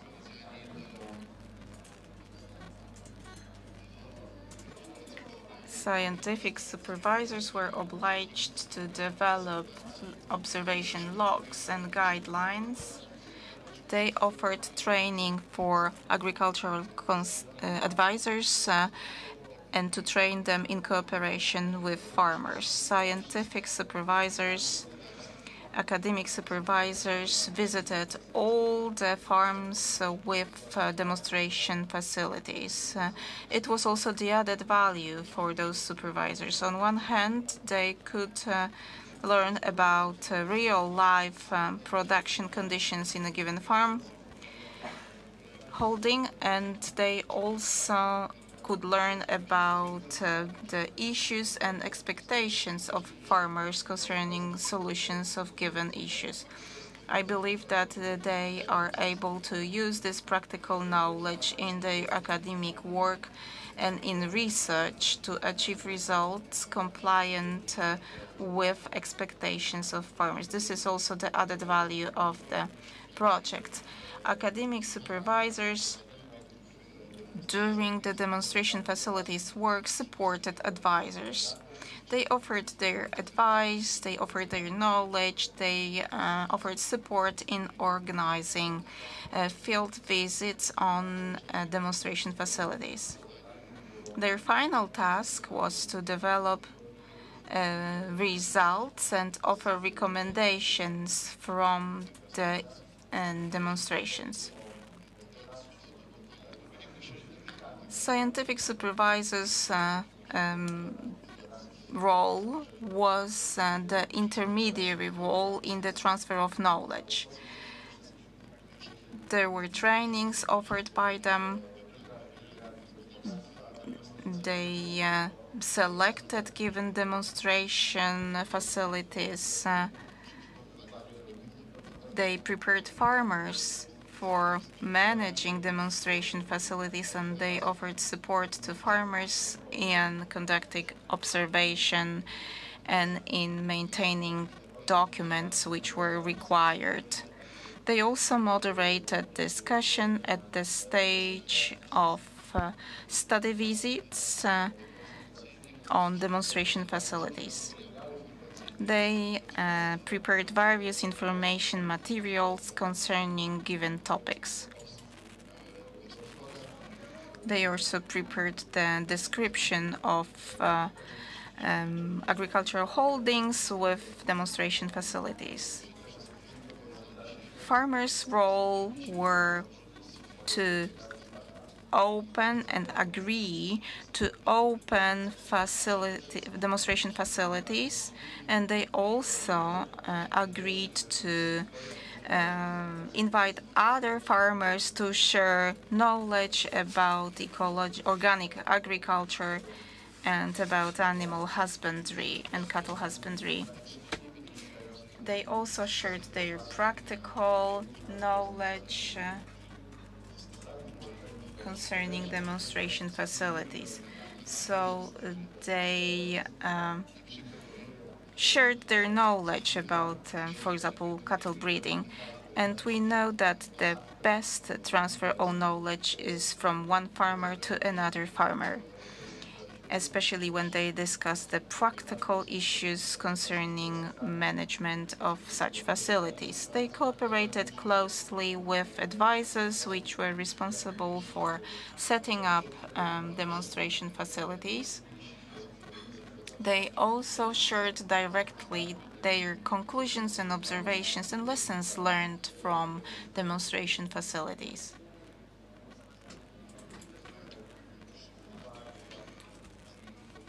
Here you can see examples from the visits organized. It is yet one more added value because the demonstration facilities received additional infrastructure for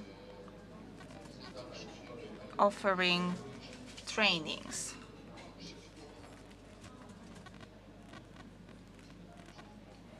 Moreover, they were prepared for inviting and for accepting and receiving additional groups of farmers. The AKIS activities focused on strengthening the cooperation network among AKIS partners and stakeholders participating in demonstration facilities activities. In total, there were 90 scientists, 566 advisors, this is a huge group of people, and 282 farmers in all 3 demonstration projects. Thanks to the implementation of this type of projects, our advisors had received updated knowledge to be transferred later on. They were prepared for permanent cooperation with scientific world and in contact with farmers. This is yet one more added value. The demonstration facilities network was strengthened considerably. Farmers hosting demonstration facilities got included into the network of agricultural holdings in AKIS. Moreover, such agricultural holdings received additional infrastructure for demonstrational activities, for trainings. The demonstration part was developed also in the area of small processing of fruits and vegetables.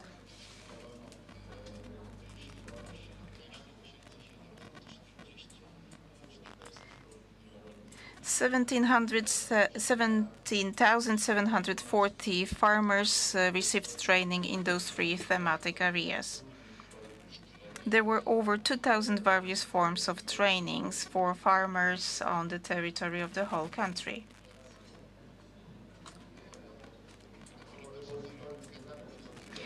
In the end, we created a very rich repository of knowledge concerning the subjects which were implemented, especially concerning organic farming. There are instructions and recommendations stemming from the lessons learned on demonstration facilities.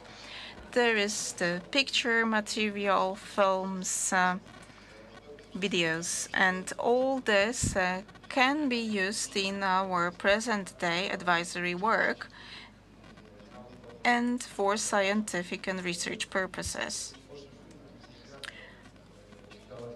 I am a strong supporter of demonstration activities. I started my work in the 80s in agricultural consultancy and advisory work. I had internship in the Netherlands back then, and the basic work in the beginning concerned demonstration. In Poland, we had around 8,000 advisors employed in public sector, and on average, every advisor supervised around 50 demonstration facilities back then in Poland. This is to touch on yesterday's discussion on transfer of knowledge. One speaker mentioned that we shouldn't try to find a key for doors which are open. We should benefit from experience from other countries, but I have to say that in Poland we have many years-long experience to share. And we had such activities, but we gave them up a long time ago. And within the European Union for Rural Development Program, we are coming back to this practical impact among farmers and for demonstration facilities. Thank you very much for your attention.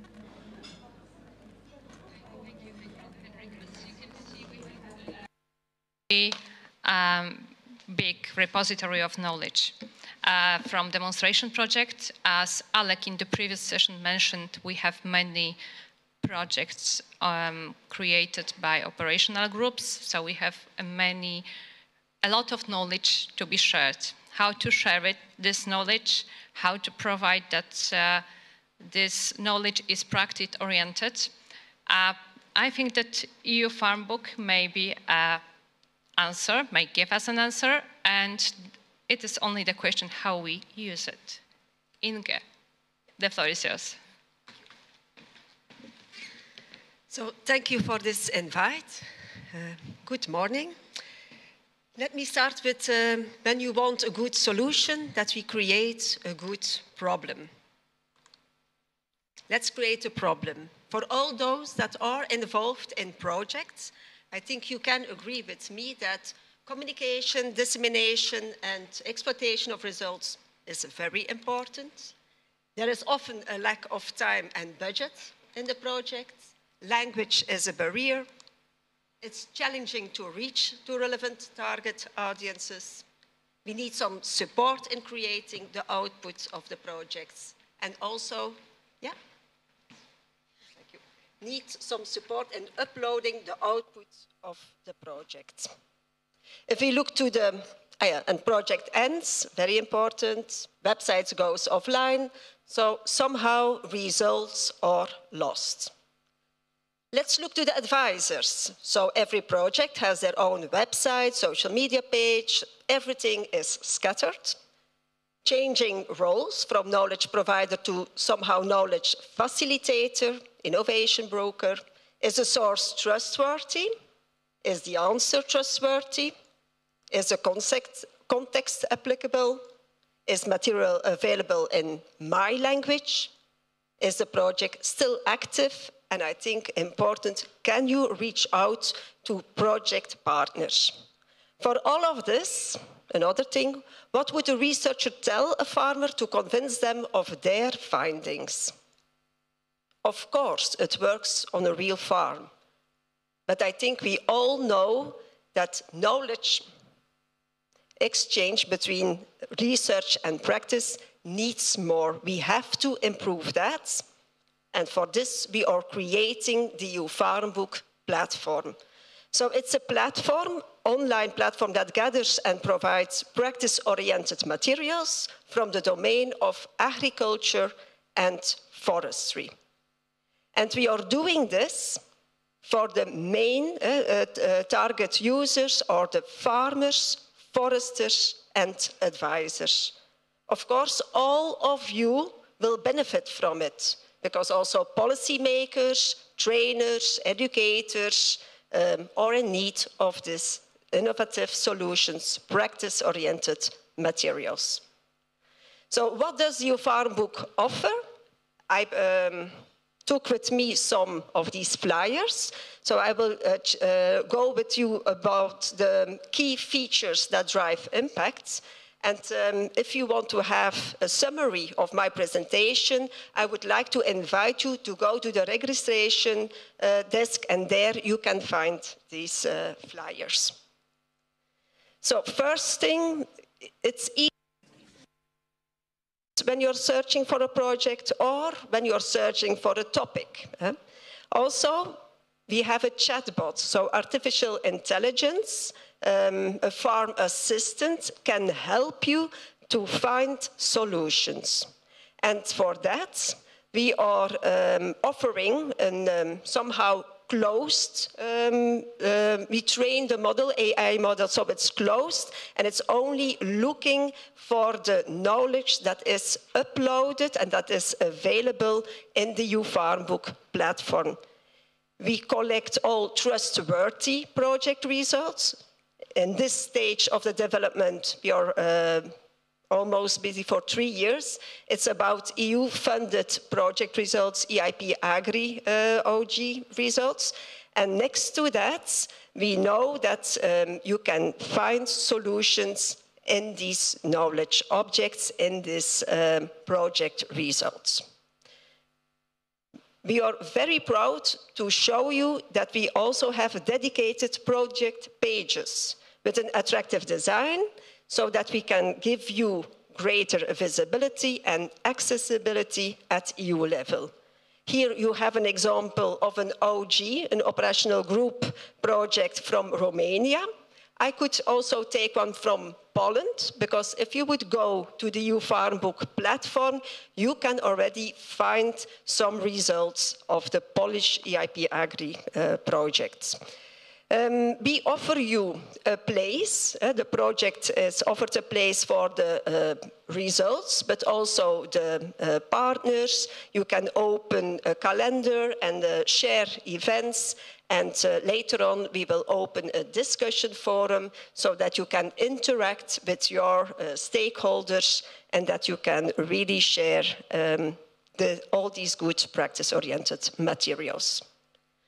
We are also proud to show you that we are connecting with national platforms. And the first one that we are connecting with is with the one of the Netherlands called Groen Kennisnet.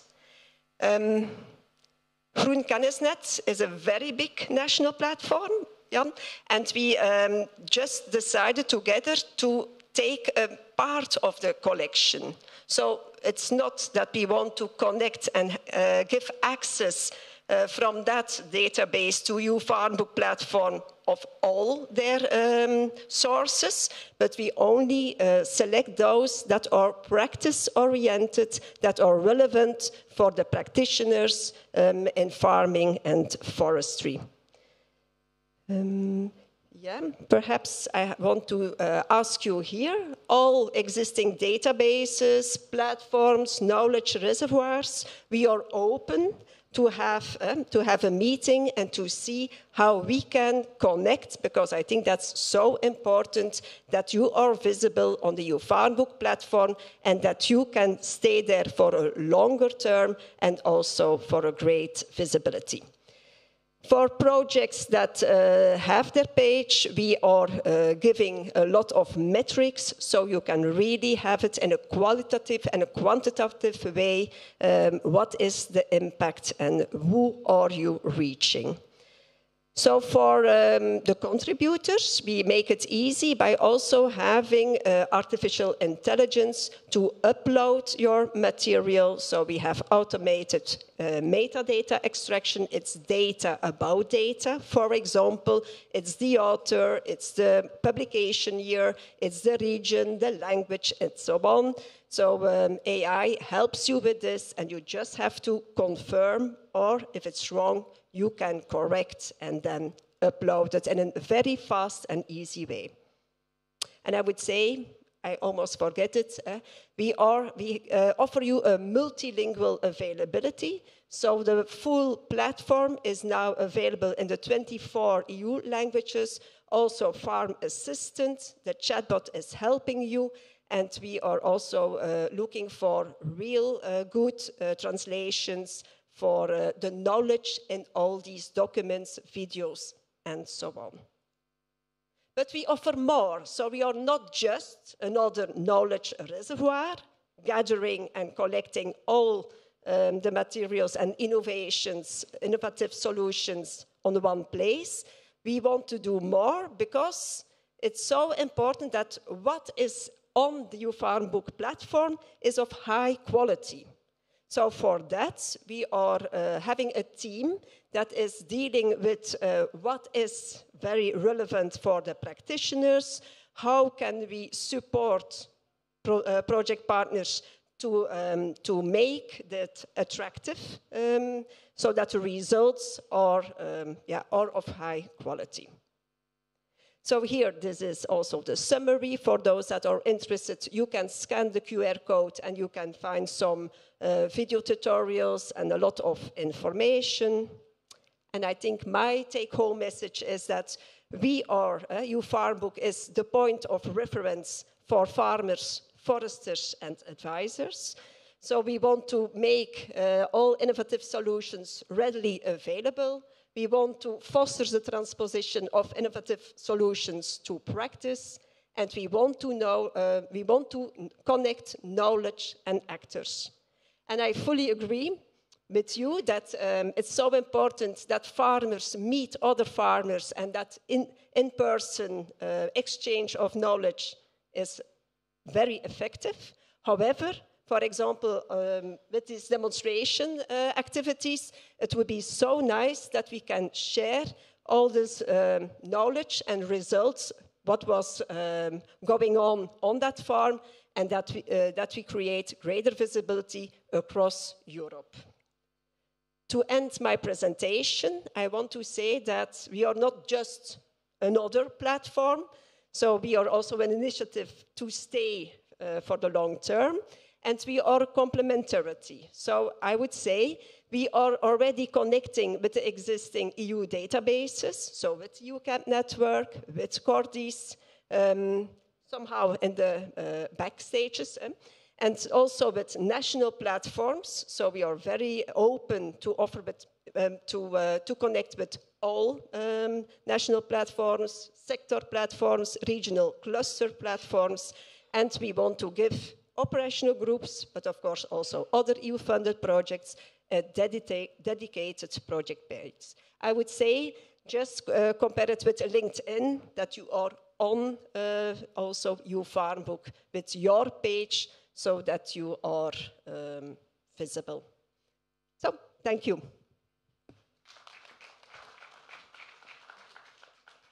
Thank you very much, Inge. So we had an example of the project financed under the CAP and one financed under the Horizon. And now we will move to national initiatives and how to increase research impact at national level. Sergio, the floor is yours.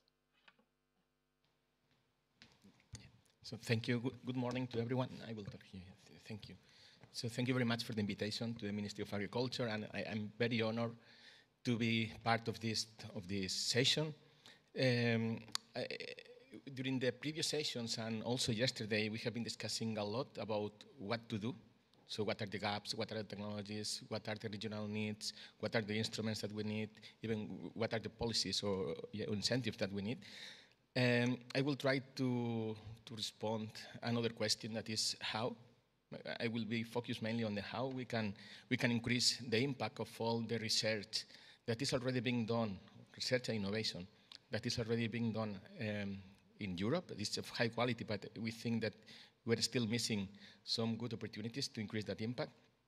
And I will also tackle the question of why a bit. So, and I will start with this why, because I'm talking as a research institution, as a scientist, and the first question that we always answer is why we should go beyond the impact that we are required, that is mainly scientific impact, so publications, citations, PhD theses, congresses, and all this stuff. And it's fantastic because this is what we are assessed for, and this is the way that we can have a professional pathway in our institutions. So when we are requested or demanded to go beyond that, it's against our professional career many of the times if we are working at universities. It's true that this is changing. It's changing because considering the DORA declaration and also the Quara coalition, the things are changing in Europe, but still they are changing very slowly. So the first question, the first answer to that question is why, is because it's vocational. So when a research center or a scientist is going beyond that, it's because it's vocational. Because still we are missing some structural incentives to work on that. Then I will now move to the how questions, how we can increase that impact of the research, or how can research be directed toward an impact. We structure the research innovation in three stages. This is our own vision, right? This is the vision of the center that we have. It doesn't mean that it's a golden rule and it's valid for everyone, but this is how we see that. So we have a previous stage before starting the research project. We have a during stage, that means the project the research or innovation project implementation, and we have the after stage. I will not talk about the after, so about the IPR management, the capitalization, and all this stuff. I will not deal with that. We don't have time. I will just give a couple of highlights of the during stage, and I will be focused much more on the previous. It was mentioned yesterday, and I would like to highlight again. So we are not doing research or innovation for the farmers. We have to do research and innovation with the farmers and also with the rest of the stakeholders, end user, policymakers, and all the entities that somehow will be involved in the adoption of the knowledge or technologies or results that we are developing.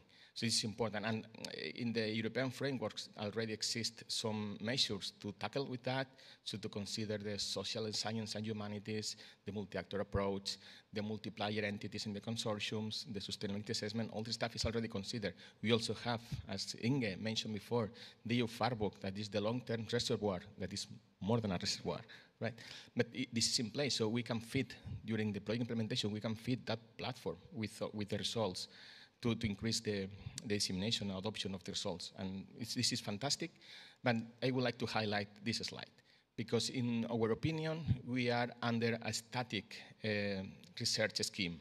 That means that in the best of the cases, the results that I'm providing, I'm obtaining today at the end of a 4-year research project, the results, they were planned, or the work plan was planned 5 years ago. So can you imagine how the world has changed in 5 years? It has nothing to do, but I'm in a train with all the stations fixed. It doesn't matter if when I'm arriving to a station, there is nothing to load in the train, but these are the stations that are fixed. And so we are doing research if we were driving a train. We are advocating for a sailing methodology, adaptive research. That means that I know what is my destination, but I need to choose the ports in which I will find the results or the information to load my sail with the best and impactful results. This is our vision, because we are missing the real objective of the research project, that is to have an impactful results rather than fantastic technical results that will be just kept on the cupboard, right? So we are advocating for that very much. And I will talk now a bit about the previous stages of the project development before starting the research, right? So what we have to consider before even writing the research project research plan. And I will use this picture. That is the picture that is summarizing how we are addressing that challenges in our center, at the BetaTech Center. So we are, and this is how we are explaining, so the new scientists that are joining the center, what is our role. So we are working at all levels with the science for practice approach, with the science for policy approach. So I mean, science for practice means to work on very applied research oriented to the real challenges of the end users or practitioners. The science for policy means to also be able to provide this evidence-based information to policymakers so they can take these informed decisions or even overcome the policy barriers. Science has a big potential for diplomacy and for cooperation, and we are working a lot on that. Even we have good projects with Bioeast and with East European countries on cooperation using the science.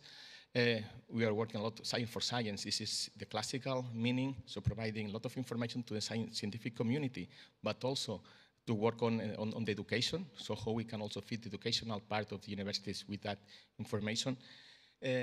Of course, we consider the society at the center of everything, so the science for society is key. We are working a lot also in citizen science, so to involve them in the execution of this project.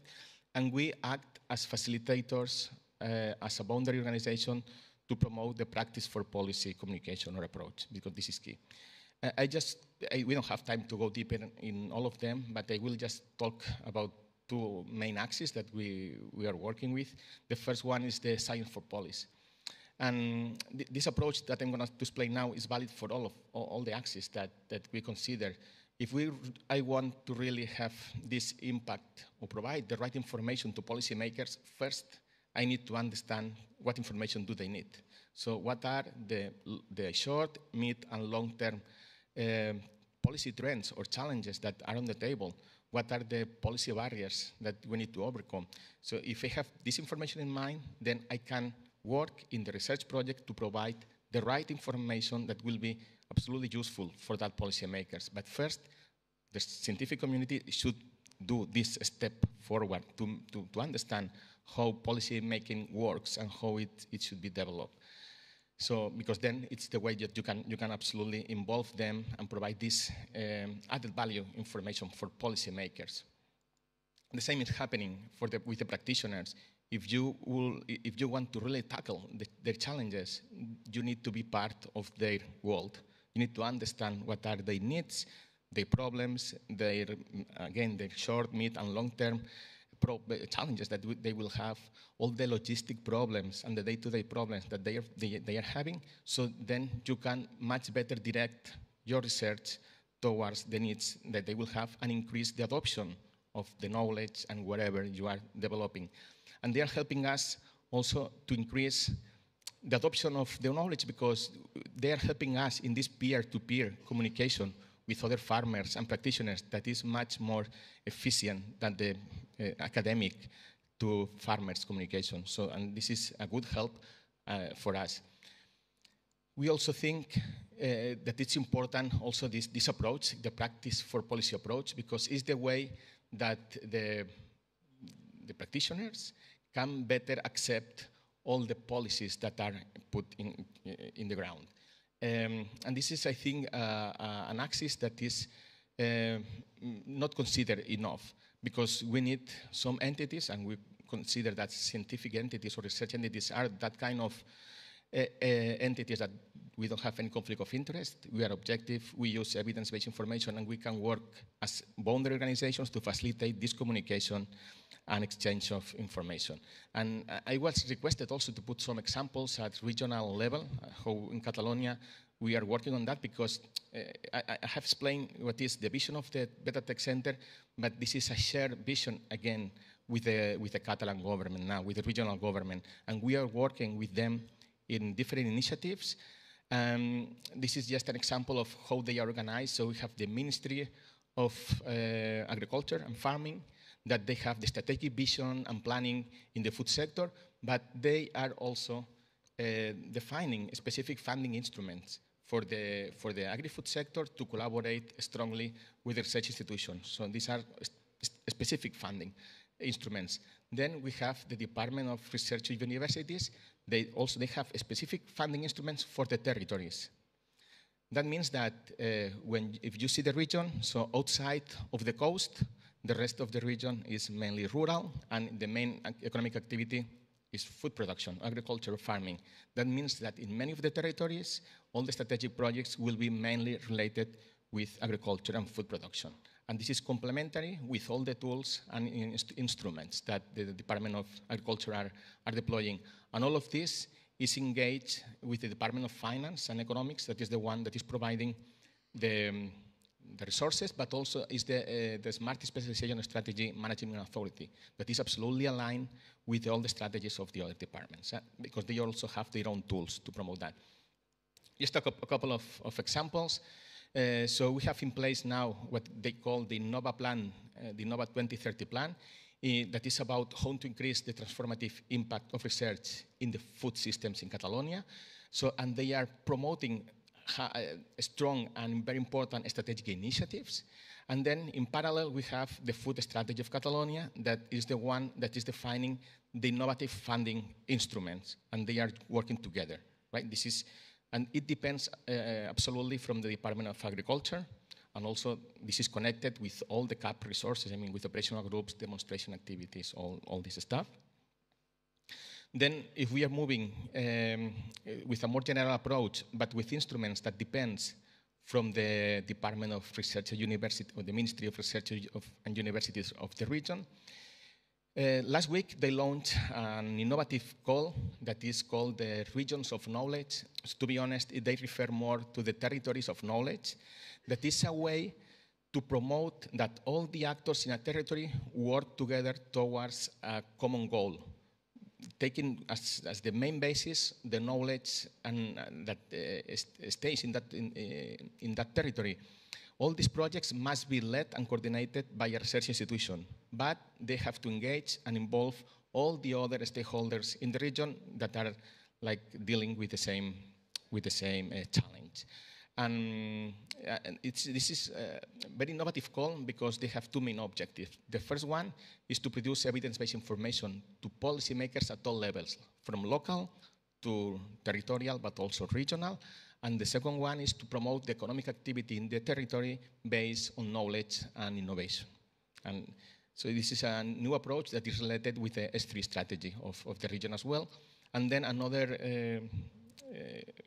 issue that I would like to explain is at regional level, it exists what they call the Interministerial Commission for Research and Innovation, and all the ministries are working together in that commission in order to align all the research and innovation instruments that are deployed in the different sectors and see how they can cross-fertilize one each other and increase the impact. And this is very important as well because they are trying to get as much information from all the research of the region in order to use this information for the development of new policies or political strategies. We have very strong knowledge system in Catalonia with several universities, with several research centers. I will not go deeper on that because I would like to focus the last words in that slide. That is also that the colleagues from the organization asked me to talk, and is how the impact is assessed. And this is something that is changing at regional level because, as I mentioned before, we need other ways to assess all the potential that research institutions have. So, and this is my last statement. As research institutions, we have a huge potential, but we are just demanded a few of our potential. And this way to assess the impact that is a new instrument on a new process that they have they are trying now in Catalonia. They are obliging or requiring all the research institutions to provide impact narratives in which they have to demonstrate the social value, the societal value of the public funded research. And they're obliged to do that. So this is also to showcase, because it's a way to demonstrate to the society that the investment in research has a return and is aligned with the challenges that they have. And finally, it allows also to demonstrate that all the work that is done by this research institution is absolutely aligned with the main research objectives that they have at political level. Thank you very much for your attention, and yeah, that's all. Thank you.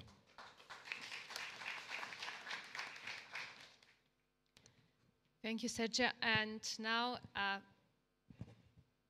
since we are working together for some time, you should know that we have, under the SCAR, we have one of the working groups is on ACIS system.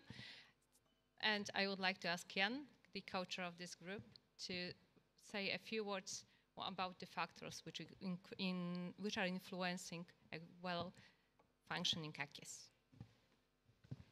Thank you well, Eva, and good afternoon, everybody. Time's flying, and I think everybody needs a cup of coffee. So I will be very short on this, and I'm lucky that in the last setting and in this setting already a lot was said about ACIS and the ACIS system, so I can be perhaps very fast. My name is Jan van Ness, I'm from the Netherlands, and with Eva, I'm co-chairing the SCAR Strategic Group.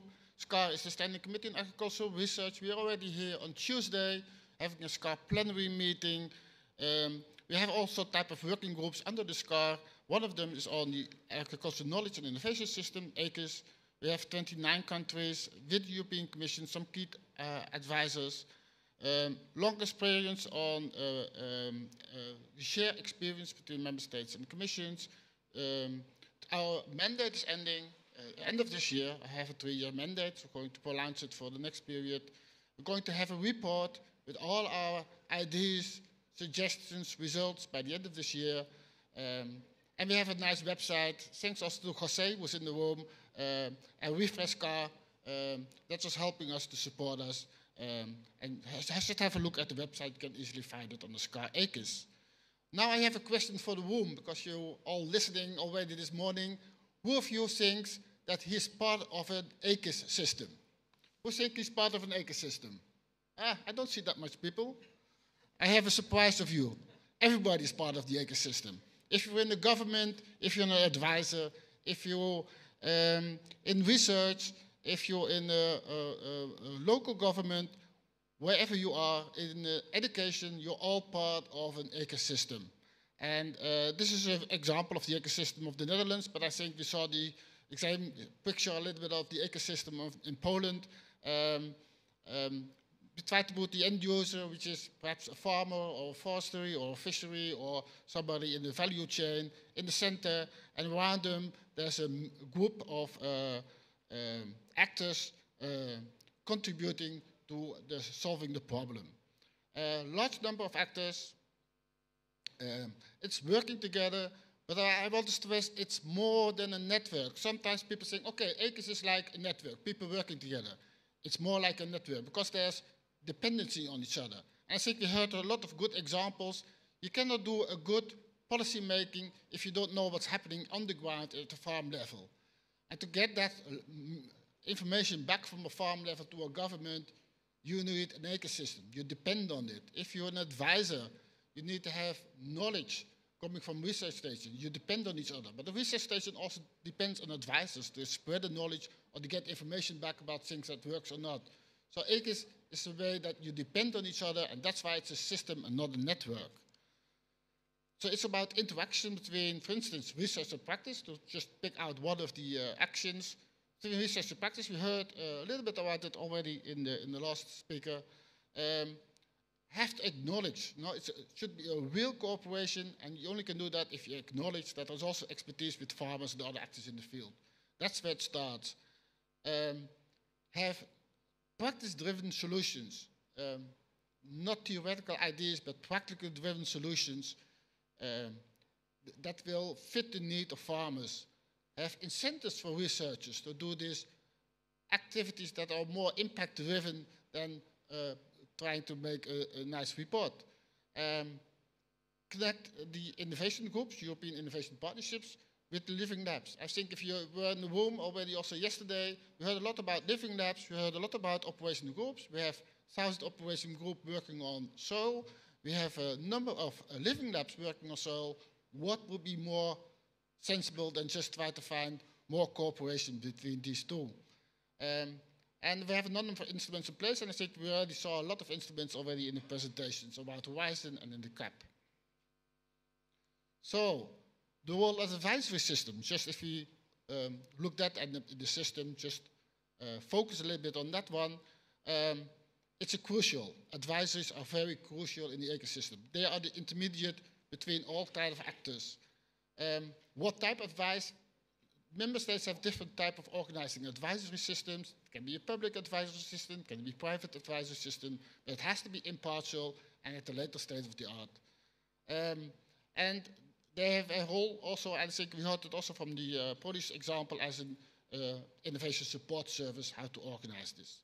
So there's a different way to organize it within countries, but I think within this CAP we are running now, most member states made big steps on how to upscale the advisory service.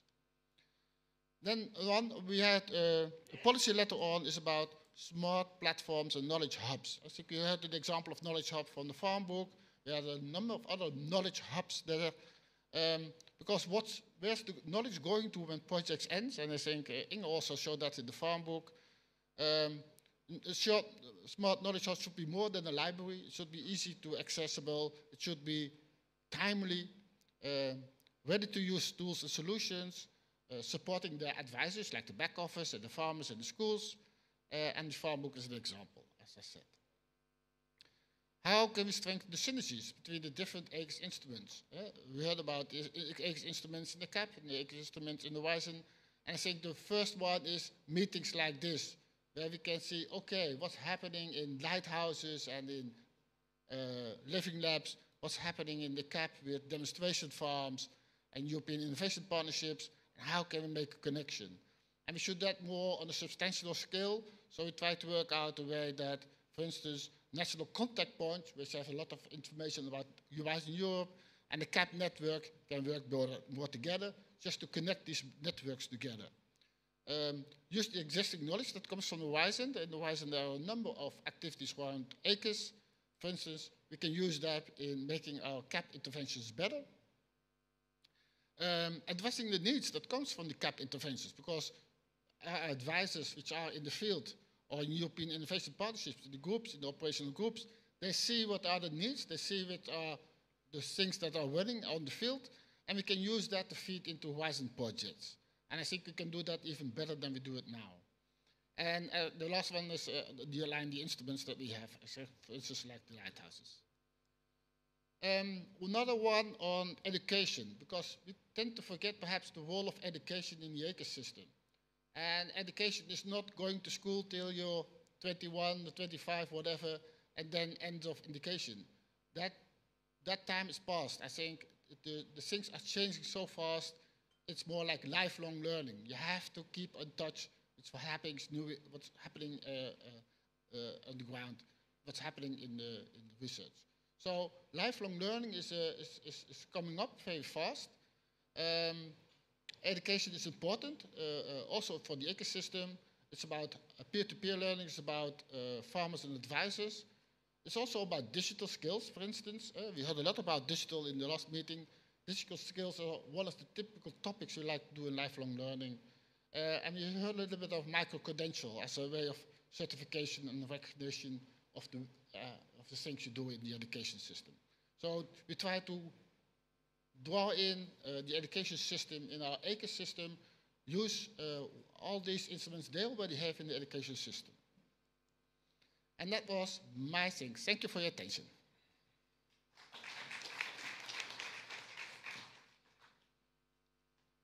Thank you, Jan. And I would say that Jan wrapped up the session. But what is crucial, I think cooperation, the word cooperation was mentioned many, many times and in different approaches. National cooperation at national level and international level. It was mentioned many times. Cooperation between advisors themselves, but between advisors, farmers and researchers. And what if we don't use the chance to strengthen the cooperation? I think we'll be in troubles. But we have many instruments we can use. The question is how we do it, and the question is also if we develop national instruments, national solutions to provide continuity of different projects. of solutions which were invented during those projects to scale up results of the projects. And if we create and join our sources, our measures and our resources to develop platforms on practice-oriented solutions, and I think that to wrap up, cooperation is the word that is the best, the most important for the AKIS system. So as we already know, you all are a part of AKIS system, and it's on us to strengthen cooperation and to make use of all the instruments which are already available. So thank you. I would like to thank to my speakers, and I think that we have the break. No, we will continue, but I hope that you will have time also to have some informal chats and make a chance to strengthen cooperation among you. Thank you very much.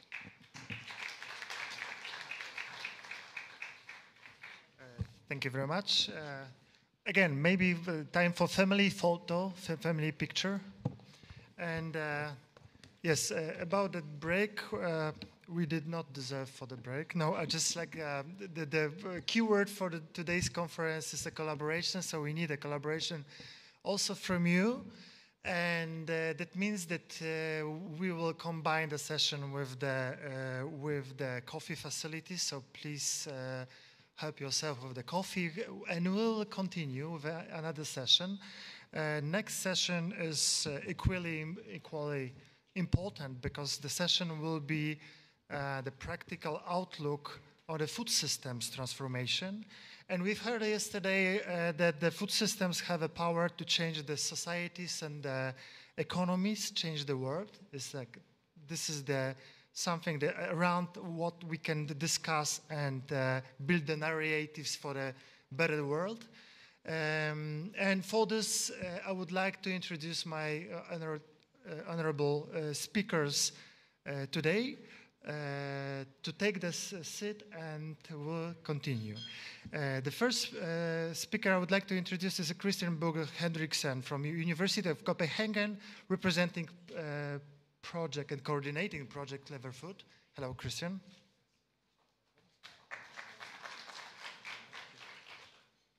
The second guest is Gabriela Verstek from the European Federation of the Food Science and Technology, EFOST, representing project Foodpuffs. Hello.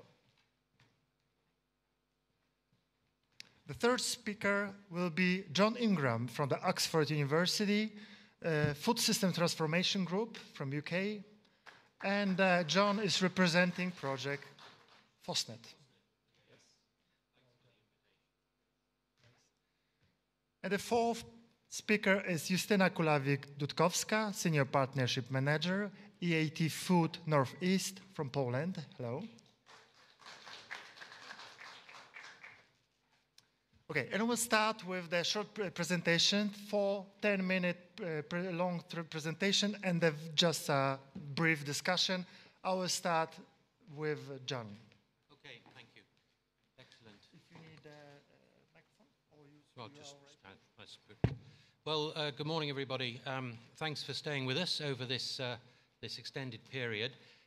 We've just been hearing about the need for collaboration across the agricultural sector. We're now talking about collaboration across what we call the food system sector. Of course, agriculture is a fundamental part of the food system, but there are many other things that we think about in food system science. And what I'm hoping to do is show how we're developing that network across Europe of food system scientists. So, first question is really, why do we need food system science? Well, knowledge and information is, of course, a fundamental role in bringing about the change in the food sector that we need to deliver better outcomes. But the current knowledge and information system is frankly limited to do that, partly because it's sectored, but also because we don't have that conceptual understanding of how the system works sufficiently embedded across our community. So what we see here is the notion that food system science, as a new idea, developing capacity and momentum, is going to be a way forward for this. And what we really need is improved clarity on what we mean by food system science, and how we link it to the agricultural community, how we link it to the people interested in primary, secondary processing, how we link it to retail, et cetera, and all of that. So the vision for the FOSNet project is really just to develop this academic network of thinkers in universities, in private sector, who are working across the food system space in order to improve the overall governance through better evidence and information. But I think it's important when we're talking about the food system to just remind ourselves what we mean by a system. The very simple diagram here, which has got a number of key aspects to it. First of all, the activities that we do in the food sector and the relationship between those activities is important. They work within a boundary, which is a conceptual boundary very largely, which separates what we're talking about in the food sector with everything that we're not talking about in the food sector. Of course, the system has inputs, it has outcomes and outputs, but most importantly, it has feedbacks. And it's very important to remember the feedbacks. We're very familiar with many of these sorts of diagrams, which are showing how the food system activities link together, and they're frankly very linear. And we've, in the FOSNet project, we've started to question this, and is it the best way to present them? So we are now developing a new diagram, which is basically bringing together much more of a circular notion, where we have the activities in the heart, but in less linear mode, all the same words, but showing how they link together better, but working within what we call the food system conditions. And here you see a number of what we call drivers on the left and what we call the outcomes on the right. The social and economic world in which the food system operates is, of course, very important, and this is recognized in this sort of diagram. Again, the drivers on the left and the social and economic outcomes on the right. And then finally, we have the notion of the environmental, biophysical environmental conditions within which the system operates. And the fact that these drivers are interacting all the time and causing the actors, the people who are working in the activities, to undertake their activities in a certain way to derive the outcomes they seek. It is, of course, very important to remember the feedbacks, and the feedbacks are occurring throughout these three domains. So that's essentially what we're talking about now as the food system. You see the key activities, you see the boundary around the outside, you see the notion of drivers, emergent outcomes, and feedbacks. These are all essential in system thinking. So what do we mean then by food system science? Well, having accepted that we have the notion of a food system, we recognize that food system science has to be an interdisciplinary approach which recognizes all of those elements interacting all at the same time. And it's no good to just focus on one of the activities or one of the drivers. One needs to see the thing in the round, and that's the point of the diagram. It's also recognized to say, so how do we do it? How do you do food system science?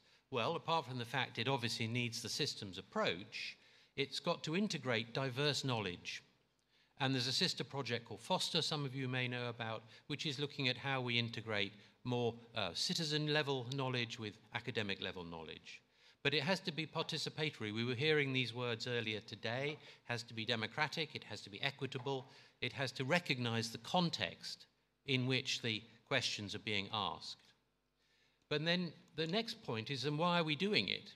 And really it's to gain this better understanding of how the food system operates, so that we can actually promote and foster change of activities, change in actions, change in policies that will lead to a better set of food system outcomes. So I think it's fair to say that the FOSNet project is very timely. It's time to bring together the various approaches that we have in the literature, in the academic world, to consolidate what we call a new academic field of food system science. We want to build on the public and also the private component of the research. Many of the major food companies have a massive research infrastructure, which we must not ignore. But we also need to generate the next generation of food system thinkers. And this is where the capacity and the capability thinking comes in. We need to be able to answer these sorts of questions. How do we move just beyond the additive approach to have better knowledge integration? How do we address and use, collectively manage the tensions that arise across the diagram, the different outcomes people seek, the different motivations, whether it's a business objective or an environmental objective or a public health objective? How do we manage and better organize that conversation? And how do we use food system science really to manage the negotiation that's necessary across society and across the public, private, and policy communities? So the FOSNet design is simple. It's got 4 major work packages which integrate science with a networking approach, but they also enhance the inclusivity and the impact. And you see the 4 work packages are linked with a reflective and creating impact notion, but also this notion of inclusivity across the piece. Very important to recognize different levels of career of people engaged in this and all sorts of other factors that are often ignored. So we have a number of conferences. We've just concluded one a couple of months ago in Oxford, which was really helping to define the common language that I've just shared with you. We look forward to meeting in Lund next June, where we'll be thinking about how do we build the capability to undertake food system science. And then we look to conclude with a conference in Brussels in 27. And I encourage you to be aware of the FOSNet project, follow the website, think about joining the conferences, because as we were hearing with the AKIS, it's a question of the collaboration. And we really need all the people who are involved to come together and share these conferences and share the ideas. So thanks for that opportunity. Thank you very much. Thank you, John, for the excellent outlook, for the conceptual overview of how we understand the food system. And now it's time for Christian to tell us a little bit more about how to mobilize the societies. Yes, thank you very much, Pavel, and thanks everyone for being here, inviting me to this conference. So yes, yesterday I was more or less representing Denmark. So today I'm actually going to represent the Clever Food project that I am coordinating. So addressing some of the topics that we discussed on, I would first like to introduce what the Clever Food project is. It's a coordination and support action, really having a quite ambitious objective of facilitating a society-wide mobilization of European citizens, including all these different stakeholders, to transform the food system in alignment with these key European policies and strategies. And speaking of policies, then I would just like to touch on how are we then addressing policies? What are the core activities on science-based policy making, which is like one of the topics of this session here. So first we have conducted actually an assessment of urban food policy development across Europe. That's performed actually by the city of Milan. So they really compare different practices across Europe around urban food policies. We have just launched a peer learning program for cities so that cities can learn from each other how to implement and work with food policies. We're organizing both national policy dialogues and European roundtables. We'll actually have one later today here. Then we are working also on co-developing what we call models for transformative multi-level governance of the food system. And I'll come into that a little bit later. And furthermore, we are really also working on supporting evidence-based advocacy for this sustainable food systems transformation. With respect to the other focus of this session here was really the digital transformation. That's also really a core activity in Clever Food. We have a work package on innovation and digital uptake. So we have activities on promoting the uptake of digital and data technologies to support innovation. we just established a digital innovation in food working group. And I've just been in contact with the leader of that group. He's also very interested in the previous presentations, found that really interesting. Then we are really working also on boosting social, technological innovation for sustainable food systems transformation.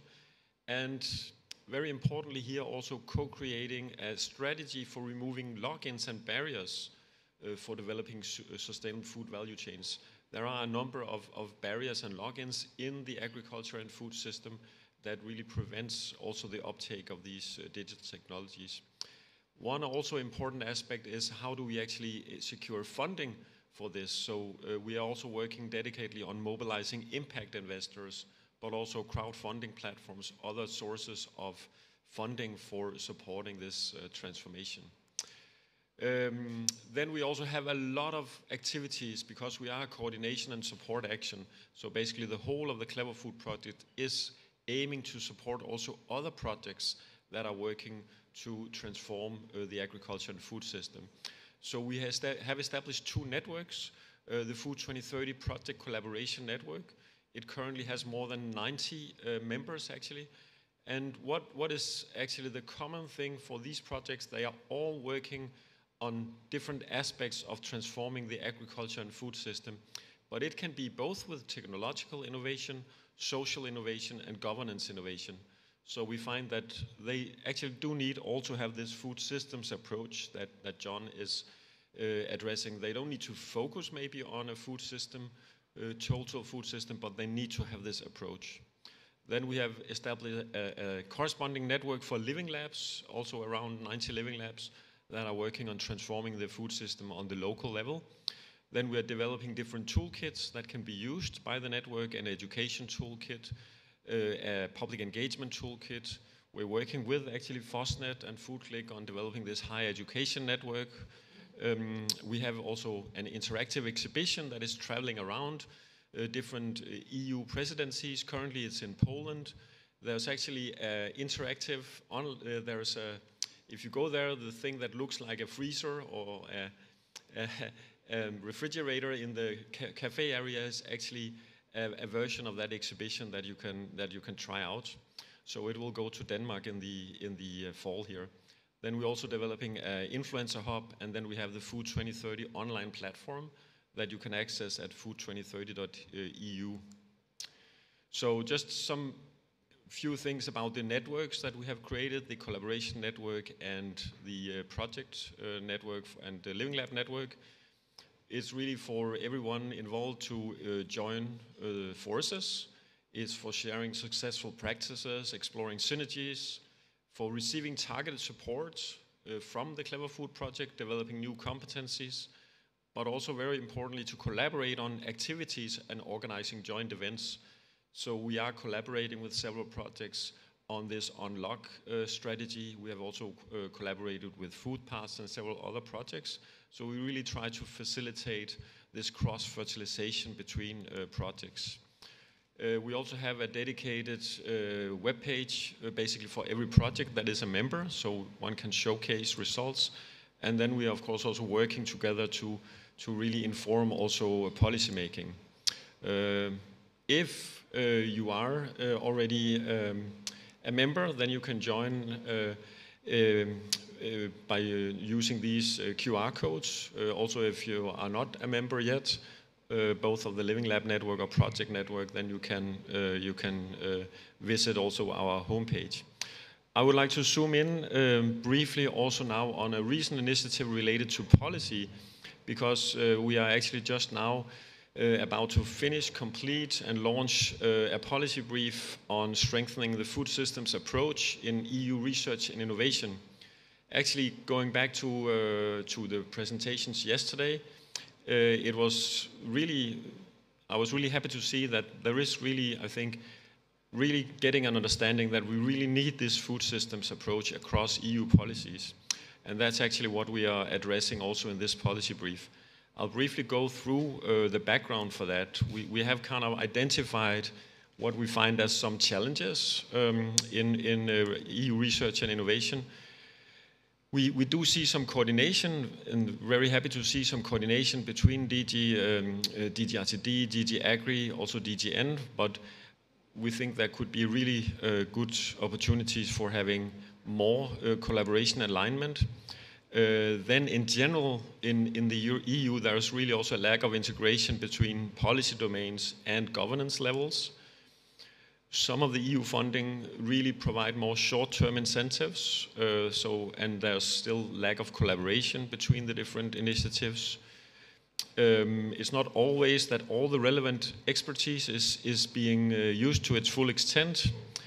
One important aspect, one size does not fit all, and there is unfortunately a bit tendency to that the support for research innovation is skewed towards EU 15. So they have a larger share of the funding. Social innovation is still lacking. There's a lot of focus also on technological innovation. And I think especially now with the new EU agenda, there is also really enhanced focus on technological innovation. We say that it's really important to remember the social innovation. Without the social innovation also we cannot really succeed in being competitive and transform our food system. Stakeholder engagement is not always maybe including all the stakeholders. There's not really a clear vision for inclusive growth. And scaling strategies are also still missing. And we need also more transformative capacities. So I don't know how much time I have. We do have 1 minute. We'll briefly go through some of the recommendations here that will soon be available on our homepage. So we see a really great potential for actually having even stronger coordination alignment between the different DGs at the EU level, because it should not only be DG RTD and DG Agri, also DG Sante, DG N, DG Climate, DG Connect, DG Regio, DG Grow, and I think also actually DG Reform. Now that we had presented this, we suggest actually that we have actually a vice president for a clean and just competitive transition who should actually also oversee the competitiveness for the food and farming sector. So we suggest that you could give this vice president the role of actually ensuring this coordination. Then again, we need to really ensure coherence across policy domains and governance levels. That will be important. We really suggest also more to support long-term research innovation efforts through a more strategic approach and portfolio of actions, because with the short-term goals, short deliverables, there needs to be some reform of that. Then remember to integrate all relevant expertise, because there are many experts in the EU system in the different countries. We should really make good of use of them instead of using always the same usual suspects. Take use of all the experts that we have. Important also really to use this place-based approach, where we make sure that we do develop policies for research and innovation that is really targeted towards the different member states, also the EU 13. We need to really balance the social and technological innovation, so the support, research and innovation support for both technological and social innovation should be prioritized. And finally, we should also do better at including non-usual actors, making sure that everybody has a voice in the further development, including also justice considerations. Building on some of the same motions here, we need to make sure that everybody has benefits of research and innovation. And we need to support the reward scaling strategies for innovation instruments. So here we also see the possibilities really of supporting this living lab approach, because we do think that it is already used in many projects with great success. It's a great way to really engage a large variety of stakeholders. And finally, we need to really strengthen education capacity development through training, teaching, and competence centers. So that are some of the recommendations. soon we will have both the recommendations published as well as the whole policy brief with detailed analysis on our website.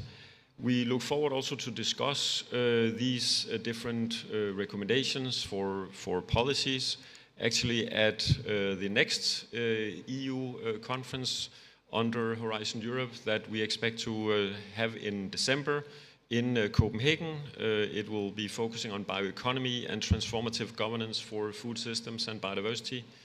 We have actually issued a call for proposals for workshops.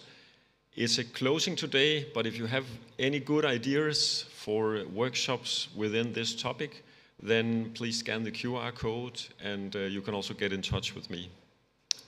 Thanks. Thank you very much. It was really nice overview of the challenges, but also the solutions by the project. So this is great that Clever Food found some solutions for those challenges. And now it's time for Gabriela Versteeg to give us an overview on how to strengthen the partnership and connect science, policy, and education. Good afternoon already, everybody. Thank you for inviting me, and I'm very honored to be here. My name is Gabriela Versteeg.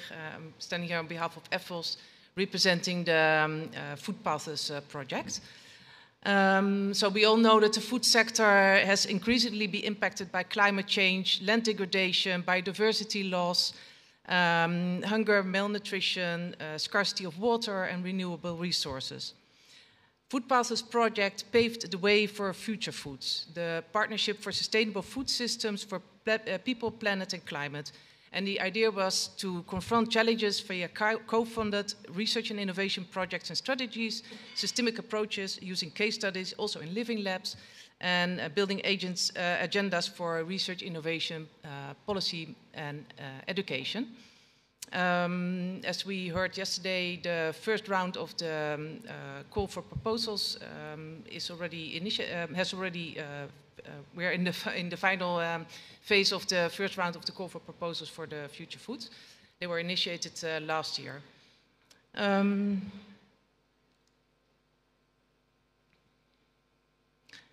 So Food Paths is a mini partnership in itself. It consists of actors from various disciplinaries and geographical regions, various levels, global, national, regional, which strengthens also the research that we did and the solutions that came out of the project. It's a 3-year project and it ends in November this year. An important starting point for Food Paths was the joint orchestration for partnerships. So partnership existing of various partners, of course, needs to have orchestration to stay within the borders of the tunes. Otherwise, if one plays out of the orchestra, then you don't have music to listen to.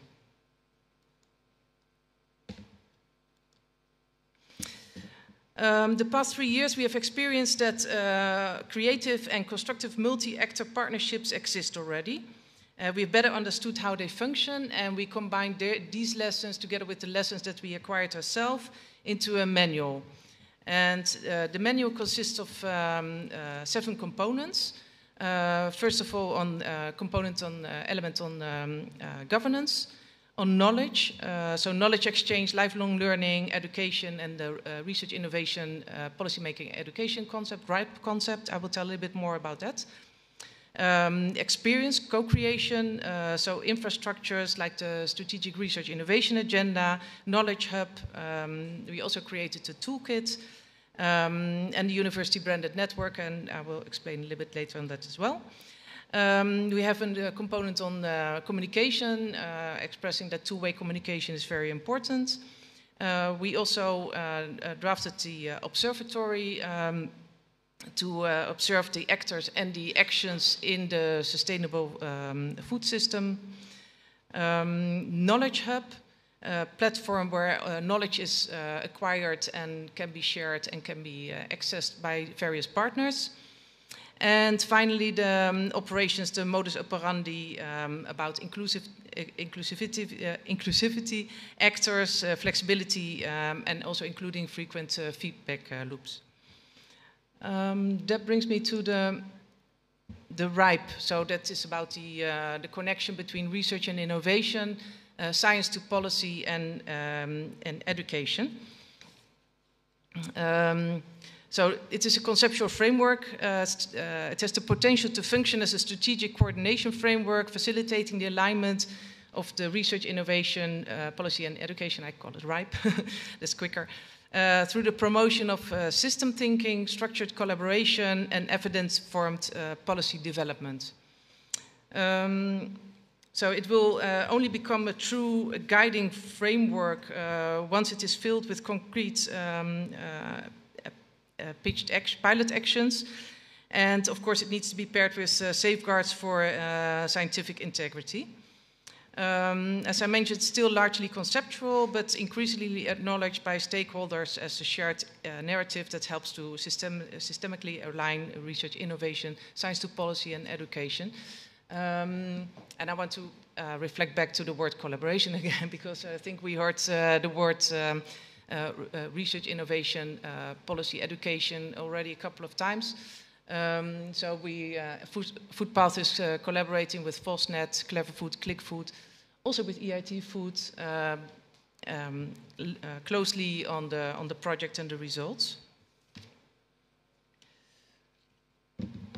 Then I will tell you a little bit more on the ENFUSE, the European Network for Food Sustainability Education. Initially, it was the idea that a branded network of exemplary universities that would facilitate or strengthen the transition to a sustainable food system was designed. But along our research and workshops and consultation and surveys, we found that there are already a lot of existing partnerships, networks, alliances, both national, transnational, interdisciplinary, that cover a wide field of sustainable food system education. We also found that what is missing is the binding factor of sustainability. So none of the universities have a sustainability charter that focuses really on the sustainability aspect of the education. So in our last workshop that where we invited representatives of universities and accreditation systems, the conclusion was that all these findings, networks, all this knowledge could be combined into a community of practice that can showcase the best cases, best examples. And one that was specifically mentioned and presented was, for instance, Nottingham University. They have a food system institute. And the binding factor of this community of practice could then be the sustainability charter, which was also drafted, coincidentally, mainly by Pavel. And that can be used as also a starting point. And this again is something where FOSNet and Clever Food and Click Food and Foodpath will take up the discussion. So then, yeah, these were some elements of Foodpaths. I think to realize it's a little bit different from other projects because we were really there to pave the way for future foods. And to build guidelines, to build a blueprint. All that was combined in the manual, and the manual will be finalized before the end of the project, so before November, and can also be consulted by you. Then, yeah, talking about building effective partnerships. Because we also found, of course, I have to take off my glasses to read my own text. The challenge to ensure the future sustainable food system partnership is inclusive and creates strong collaboration within Europe and with partners around the world by learning from existing networks and partnerships. So we had some key takeaways over the past 3 years, and mainly 2 weeks ago we had a festival in Brussels where we had a lot of stakeholders also giving feedback on the manual and on the concept. And we found that it's very important to create bridges, both horizontally so across sectors and actors, and vertically, from local to global and also the other way around. To acknowledge that not all partnerships are permanent, so dynamic, flexible networks that evolve to meet needs are critical. To build effective networks, you need time, patience, and sustained efforts. And understanding partners' perspectives, specifically the red lines, is crucial for effective collaboration and long-term success. Trust and strong relations on city level, regional level, global level are very important, are essential. And of course, while shared visions are easier to agree on, I practiced this word for I don't know how many times. Operationalizing them is more difficult than due to rapidly changing context. I think the final takeaway is that there are already quite a lot of existing partnerships, and some are mature, some are less mature, and some work well, some don't work. But what is it that makes a partnership work? What are the lessons that we can learn from each other, from the governance, from the funding model behind it? And there, the key takeaway is that we could learn more from each other. And that coordination between partnerships, specifically between partnerships in the sustainable food system, agri-food system, could really add value to this. So that was my presentation of the Food Pass project. Thank you very much. Thank you very much, Gabriela. It was great concluding remarks from the Food Paths. And now we will hear a little bit from the more practical collaboration within the EET Food and the partnership approach. Yes, hello. Can I put... Okay. Shall I start the presentation myself? Or? Yeah.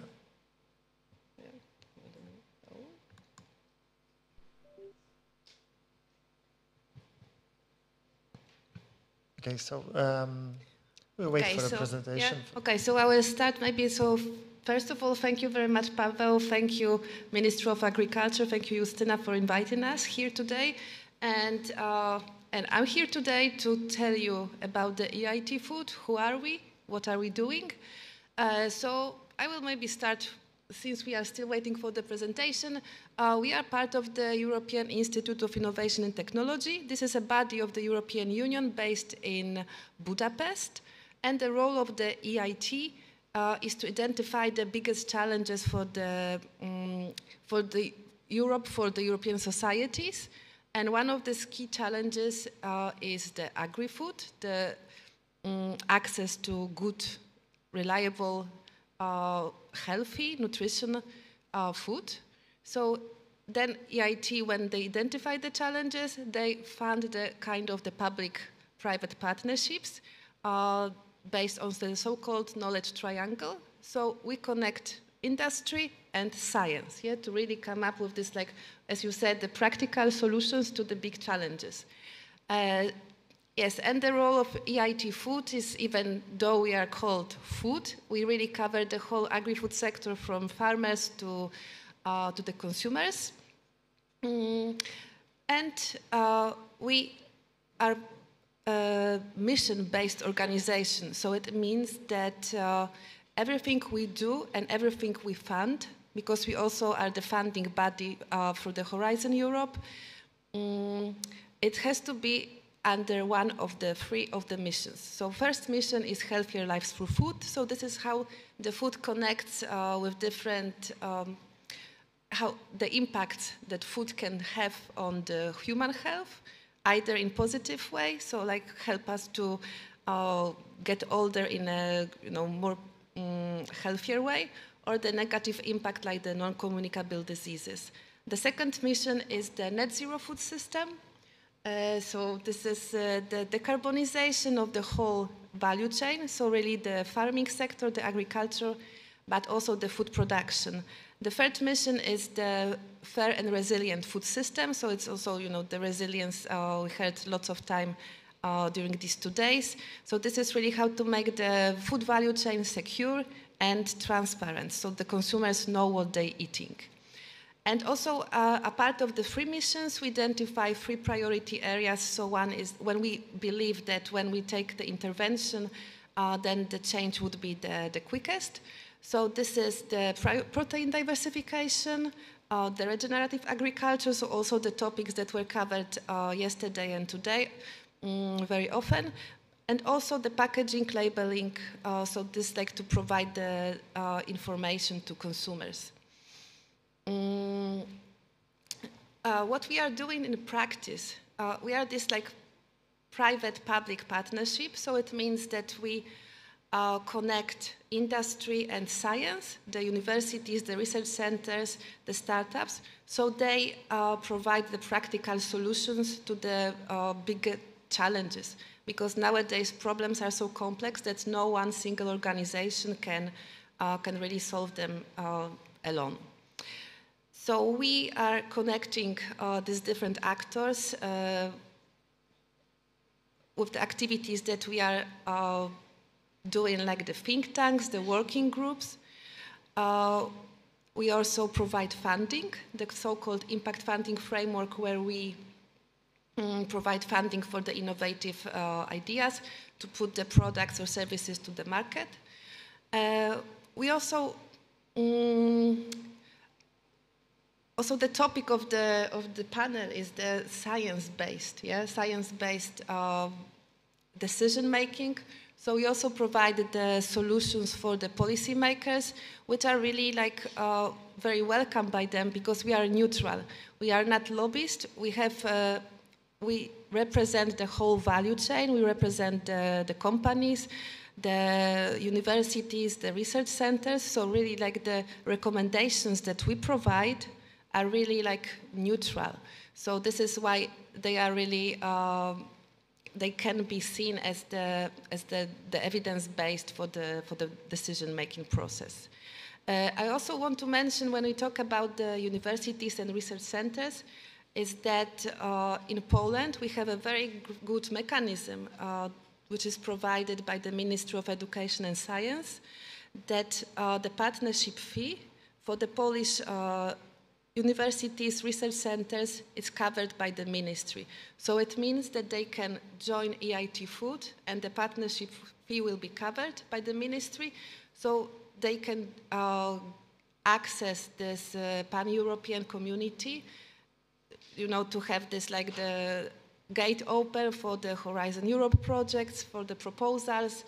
And this, of course, it would involve the engagement of the staff of the time, but it will not be cost involved. So this is, I think, very important. So if any one of you is interested, please talk to me. We also, I said it's like the public-private partnership. So it means that we are also, apart from this being mission-based, we are also partners-based.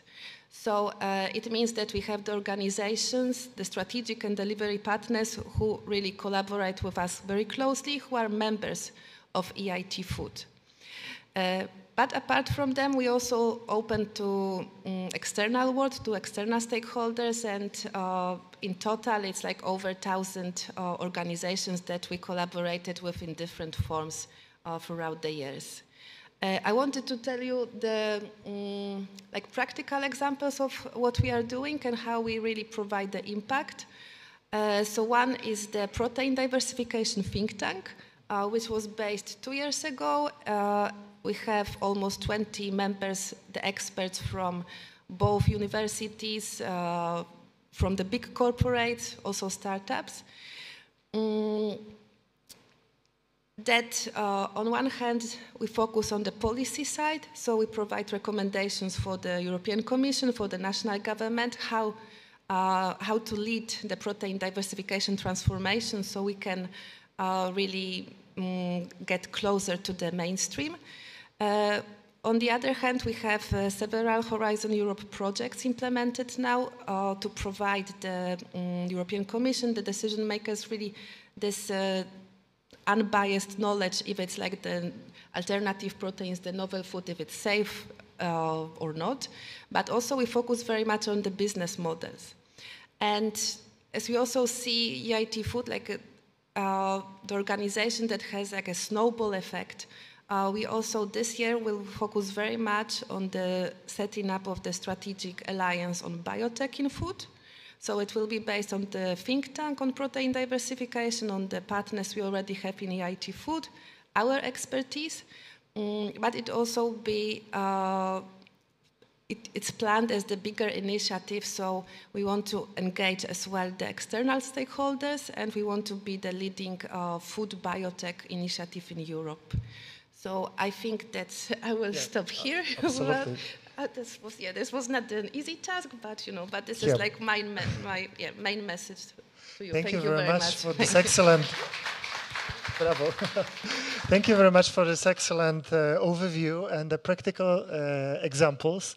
It was fantastic because you gave us a perfect picture of EIT Food we know, but from the perspective, especially Northeast and like with the headquarters in Poland, which we are proud of.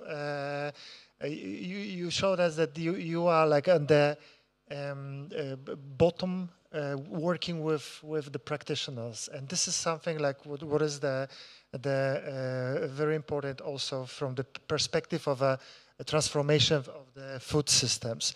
So like what do we have here? We have 4 projects and initiative that is fostering the transformation of a food system. All of them are about the collaboration and networking. So we have food system thinkers and like the food system science network. We have a network of projects in the society. So like for the people working with the food systems. We have a governance model for the partnership, but also this is I would say quite a unique general governance model for the food systems that was developed within the food paths. And then we have EIT Food as an institute, so like the science practitioner collaboration for the implementation of the solid solutions. And my question to conclude the session, because I encourage everyone to take a deeper look in those activities. These are excellent with the outcomes they are presented and well picturized the solutions for the food systems within those projects. And I'm thinking about like what is next, or maybe what will be at the end. How you imagine, how we bring all these great solutions or those great people together and really like make the transformation work, because this is something what we really would like to achieve. And we know that even our projects are some kind of a silos. We step out, we collaborate, we exchange the knowledge, and like Gabriela was mentioning it very well, that like the food paths is a partnership, like the partnership of the organizations as a consortium, but at the same time it was strictly collaborating with the all other entities and projects. But still, like when our projects will end, we would like to see that we concluded with some solutions, practical solutions, and the real change of the food systems. So what would you think will be the future, like maybe in 5 years, with the outcomes of our work, like of your work, of our work for the food systems? Because as I mentioned at the beginning, like the food systems can change the societies, because this is the great narrative, but at the same time, the great, like, I don't know, agreement, social agreement, how to make the world more sustainable. Yeah. So how to achieve that? This is not easy question, but like I have excellent speakers today, so I'll ask that. Christian. I can start maybe, because you could say it's at the very, very core of Clever Food, with the network actually to try and really see how we can actually really bring together joining forces across also the different initiatives, also looking into the future. So now I was talking about the Living Lab network that we have created, the Connected Lab network. We are already in very close discussions with Future Foods, because Future Foods has a 10-year time horizon, so they will have until 2034 about basically integrating, or they will take over the Living Lab network that we have created, because there's no need also for 2 networks of Living Labs working on food systems. So I think that's one approach, see how can we also bring together our initiatives. I've also talked with Stine Rosenlund, who's the coordinator of FOSNET, that we could definitely also see, like, we have a network of projects, we have a network of Living Labs, why not also have a network of scientists under this Food 2030 domain. So I think there's a lot of opportunities, because it's the same researchers that are in the projects that are also collaborating in the Living Labs. So the more that we can actually join forces and collaborate, then we can also avoid these silos, and then I think we can together maximize impact. So I think it's also a matter of, for that project collaboration network, how can we actually integrate that maybe in some permanent institutions. So we're looking to explore these options. So we are all for collaboration and very open. I mean, the Food 2030 networks is really open. So it's a joint ownership. It's not Clever Food. Clever Food doesn't even have its own domain. Clever Food is just one project under food2030.eu. Thank you very much. Gabriela, you have also a view of a EFOST federation, taking like the food scientists together. Like, how do you think those collaboration can foster the food systems transformation? Yeah, EFOS is of course an organization, not a project, so we're hopefully there forever.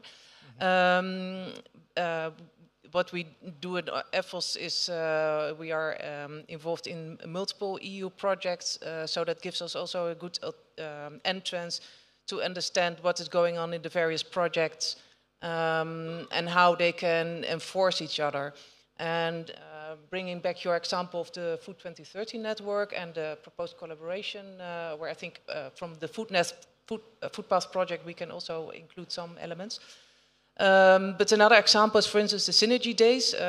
So that also is related to this morning session on digital agriculture, data spaces. The Synergy Days is also coming out of a project, and once per year there is a 2 days event where all projects related to digital also combine and share experience. So the role of EFOST is, we represent scientific research innovation world of institutes of Europe, also establishing, building a membership program that I think can support in that. But I think the main things have been mentioned by Christian already, and I think the element of having food system science as a science, and the combination of the network and the combination of a partnership of like Future Foods that can use all the elements that come out of the project. I think that is the most important, that we realize that is needed, and that I think all partners are open for collaboration and not protecting their own outcomes. So I think that is the most important in this sense. Thank you. Thank you very much. John? It would be wonderful 5 years from now if many of the recommendations that Christian was saying are actually adopted, and we see the evidence of that happening. But in order for that to occur, we have to have a very common understanding of what is it we're trying to achieve. And our view is that we talk about the need to transform the food system. That frankly doesn't do very much for me. What I think we need to transform are the food system outcomes. The current set of outcomes we get are suboptimal, they're unbalanced, poor health, poor environment, excellent business opportunities. So if we can agree across the community what it is we're actually trying to achieve, then we can use these various instruments much more effectively and network them much more effectively. And I'm very pleased that EFOST is here and EIT, because we must not forget, however important we see the academic establishments, the actual action is happening in the private sector. and it's the opportunity to work much more closely and openly in the pre-competitive space with the private sector to bring about the transformation of the food system outcomes we need. That will be dependent on a policy environment which is conducive to that. Absolutely. Thank you very much. Yes, so I would just echo what John said about this scientific and industrial collaboration, because if we only focus on one sector, then the transformation will not happen in practice. Yeah? So this is like a very pragmatic approach we are having. And the second thing is the snowball effect, as I said earlier. It's like we started this think tank for protein diversification 2.5 years ago. Then we have, in this time, we have 4 policy papers that we could present to the European Commission. We have 3 Horizon Europe projects already implemented. And now we are thinking about this strategic biotech alliance. So this is really like we start with one thing, and then with this group of experts who are really engaged and devoted, then we can really make lots of bigger things in a very short time. So this would be my message, this collaboration and this like really exploring, looking for opportunities based on what we already gathered. Absolutely. Thank you very much. Like quick comment by Christian. Wow. Super quick comment here, because I really appreciate the comments from all of you here. I think there is also a big potential, not only looking at what we usually call the food system, but also really the whole food value chain, but even beyond that, because I think we are mainly maybe focusing, the Future Foods Partnership is mainly focusing on post-harvest, but then we also have a partnership, agroecology and agricultural data, which is focusing on the agricultural sector. And I think it's really important also to bring together and align, coordinate between these partnerships, and even also partnerships such as Era for Health, Water for All, and the Blue Ocean Partnership, because the policies and the research and innovation there are interactions, of course, that should also be considered there. Absolutely, like the food and food systems are very powerful, and everything is connected to this approach. I would conclude that no incentives are needed when the idea is shared by the society. So then we have like the one goal and different paths to achieve it. So let's hope they will manage it all together. Thank you very much for the great presentations. Thank you, Stina. Thank you all, and good luck, and see you. Thank you. Yes. Christian Bugge-Hendriksen, Gabriela Verstek, John Ingram, and Justyna Kulawik-Dudkowska. Thank you very much. And a family picture.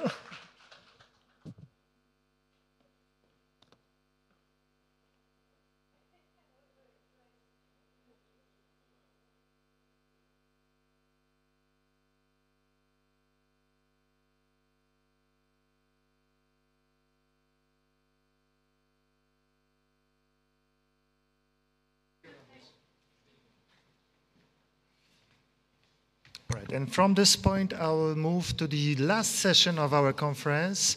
Last but not least, we'll have a session about the bioeconomy, and this session will be led by Adrianna Pawlik from the National Center for Research and Development. And please join us, and the floor is yours.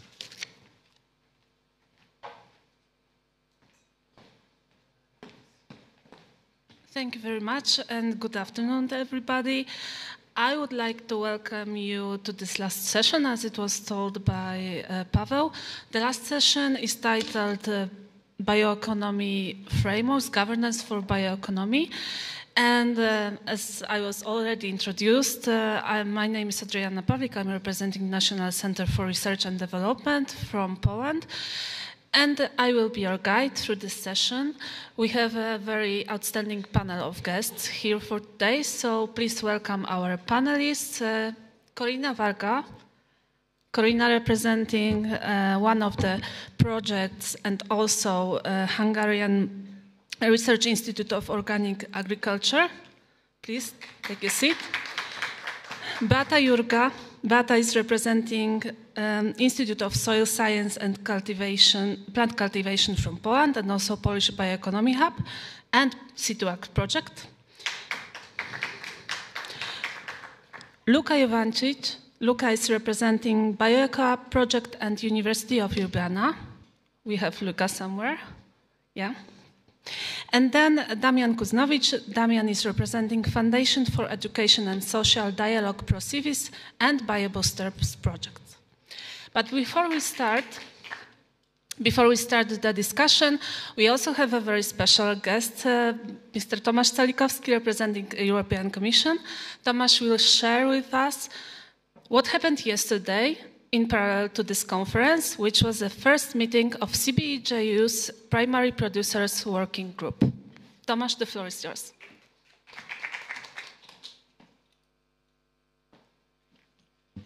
Hello, good afternoon. And indeed, it is a pleasure for me to introduce this, to update you basically on the results of our discussions yesterday that were very kindly hosted by the Polish Ministry of Agriculture. So thank you very much for this kind hosting of the group that was created yesterday under the Circular Bio-Based Europe Joint Undertaking. You can see the symbol of this organization here on the slide. And indeed, yesterday we also had a chance to learn about this partnership introduced by its executive director, Niccolò Giacomo-Zimor. So there was also some introduction to it. This is a partnership, just to recall, dedicated to de-risking and mobilizing industrial activities in bio-based sector in Europe. And of course, this is all based also on different stakeholder activities and including, importantly, primary sectors, so farmers and foresters, aquaculture, fishermen. So this primary sector is a very important basis of activities of CBEJU. And yesterday, in fact, there was a first meeting of a special group that is now created, and it is also supported by a dedicated project, CBE project called Truth Links, which will help to operationalize this new working group. The group itself counts at the moment 64 members from all the sectors that I mentioned. And it is still open to new membership. So this is also a chance maybe to encourage stakeholders from all the sectors of this primary biomass producer sector to join, especially from Central Eastern Europe. There are some members, but this membership can be improved. So the group will now work for the next years. Next year in April, we expect to have an action plan from the group. Yesterday, also the chair of the group was elected, Mr. John Brosnan from Irish Cooperative Organisation Society, and also 5 vice chairs from these 3 sectors. Again, there is also a chance to have more vice chairs, especially from the fishery sector, which is not represented at the moment, and also Central Eastern Europe. So to finish my brief update on this topic, we expect that the group will really help mobilizing and empowering the primary producers in the context of bio-based industry, so connecting with industry, and also making sure that they are not only producing the biomass, which is already happening, but they are also engaged in the value chain. So to make sure that there is a very clear benefit to these operators. And of course, this is again the call for cooperation. We heard many times in this conference that cooperation is really key to network, to build capacity, to look for new business models. And this is also happening in this group. So thank you very much for giving me a chance to update you on this important development. And again, please spread the news and let's make this group a success also for the bio-based industry. So to make the opportunities across all of Europe in this sense. Thank you very much. Thank you very much. Thank you, Tomasz. Thank you for sharing this sharing with us your experience with this new initiative. And now we are proceeding to our discussion. So our guests are both practitioners and visionaries. They are representing European projects, but they are also representing initiatives that are connected to bioeconomy, not necessarily the projects. So let's start with Corina. Corina, you are representing Boost for Bioeast projects, and this is a huge initiative gathering almost 30, am I right, participants from 17 countries. Can you tell us more about the project, about the outcomes, and what kind of outcomes did you manage to receive from the project? Until today, you mean, until this point. Right. So first of all, thank you so much for the invitation. It's a pleasure to be here. So just to give you a little glimpse about the project's goals. Boost for Bioeast is the supporting project of the Bioeast initiative, and it aims to essentially empower bioeconomy stakeholders across the macro region, across the Bioeast countries, for the development of national bioeconomy action plans, but also for the update of our macro-regional strategic research and innovation agenda. And in doing so, we would really like to, or rather the aim is also to create spaces of dialogue and also a platform for national but also macro-regional collaboration. And under national, I mean, and this is now an outcome of also the project, under national collaboration, we really wanted from the get-go bring together various bioeconomy stakeholders across the different fields of bioeconomy in so-called expert networks, national expert networks. We call them hubs. And in this, we actually collaborate with C2 Act because there are some similar goals there as well. So this is on the national level, and on the macro-regional level, we very much rely on thematic networks. We call them thematic working groups, which where the membership is a bit different. So here we actually work with national administrations, so ministries of agriculture, and also research organizations. And they are more active on the macro-regional level. So regarding this, one of our major outcomes is essentially that we already established 11 national expert networks across the macro region. So now we have functioning Bioeast bioeconomy hubs, which now are currently focusing on developing the action plans. And on the macro-regional level, from this year, we've just started the refreshment, the update of our strategic research and innovation agenda, which we hope that will bring together the national research and innovation priorities and lay them down in form of research teams and research topics. Thank you very much. So how many experts have you gathered? Do you know? Or it's maybe too specific question. It's a very, very specific question, and it varies across the countries. In the thematic working groups, we definitely work with more than 100 experts because we have 7 thematic working groups. But on the national level, even more. So okay. It's way more. Very impressive. Thank you, Corina.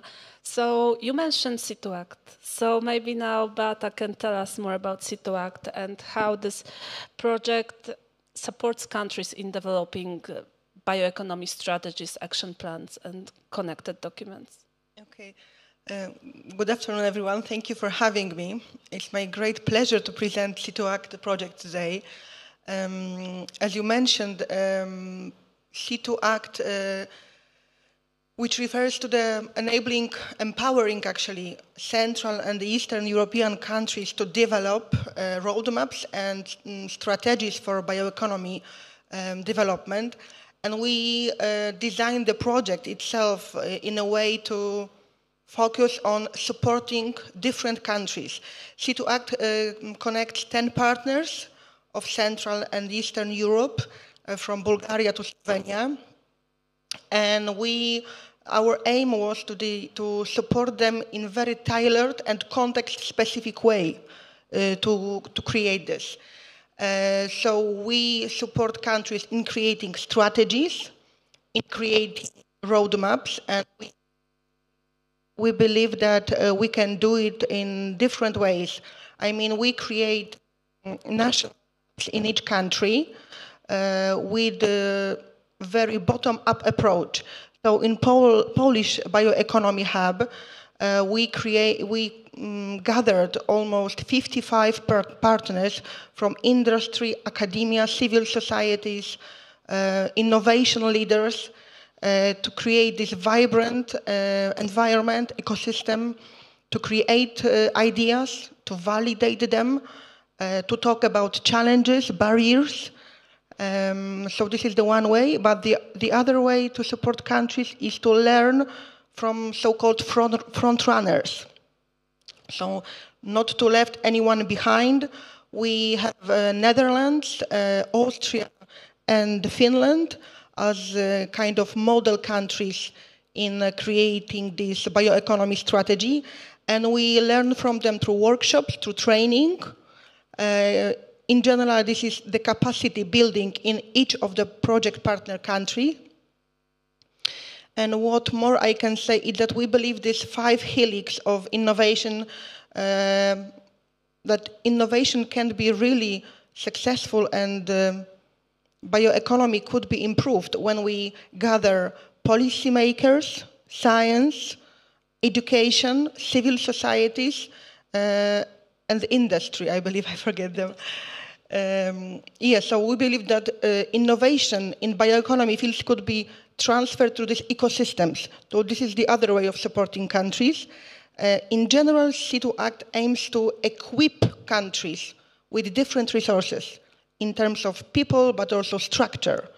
So I hope I answer your question. Yeah, definitely.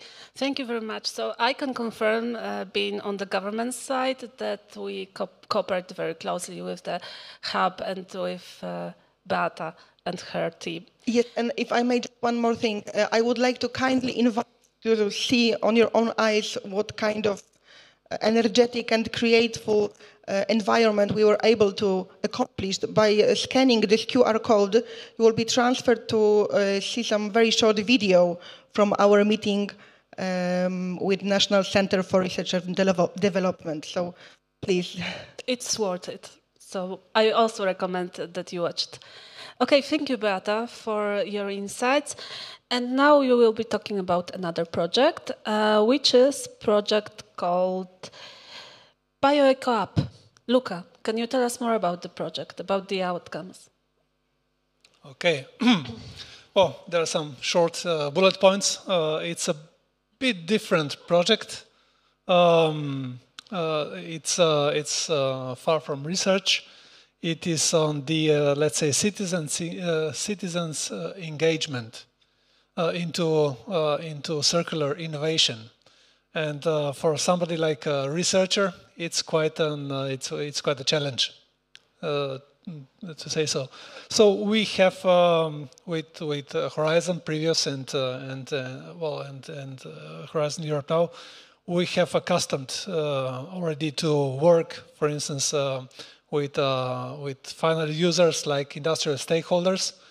But this one is different in the sense that we are also engaging, as I said, with lay people, translating, let's say, our science into everyday language, into info sheets, into videos, into workshops, to kids, to elderly people, and you need to forget about all these fancy words like circular, like bioeconomy. So it's really using this language, and it's to be frank, if we would be knowing what we are starting to work on in the beginning, it's good sometimes in your life that you're surprised, and we have learned a lot. And also, since one of the part of our project is also then on making blueprint for decision makers on different levels, including policies. I think that by this experience, now we can have more hands-on recommendations to make. So it's kind of a learning process for ourselves as well. So can you confirm that because of this project, you have some new people, new citizens, more aware about bioeconomy in general? How did you manage to get to them? I certainly hope so. That's one thing. And the second thing is that at least with the older generation, they'll say, well, we didn't know we're so circular. Now we know this is, we're doing the right thing already. Yeah. Thank you. Good luck with this. Thank you very much. So now, as we were talking a little bit about engaging new people, engaging young people, now, Damian, can you tell us about BioBoosters and about the role of hackathons? Yes. Hello, everyone. I'm really happy to share some thoughts about our really nice project. It's called BioBoosters. Well, actually, the main aim of this project is to have 18 bioeconomy hackathons in Baltic Sea region. So Poland, Germany, Scandinavia, and other Baltic states.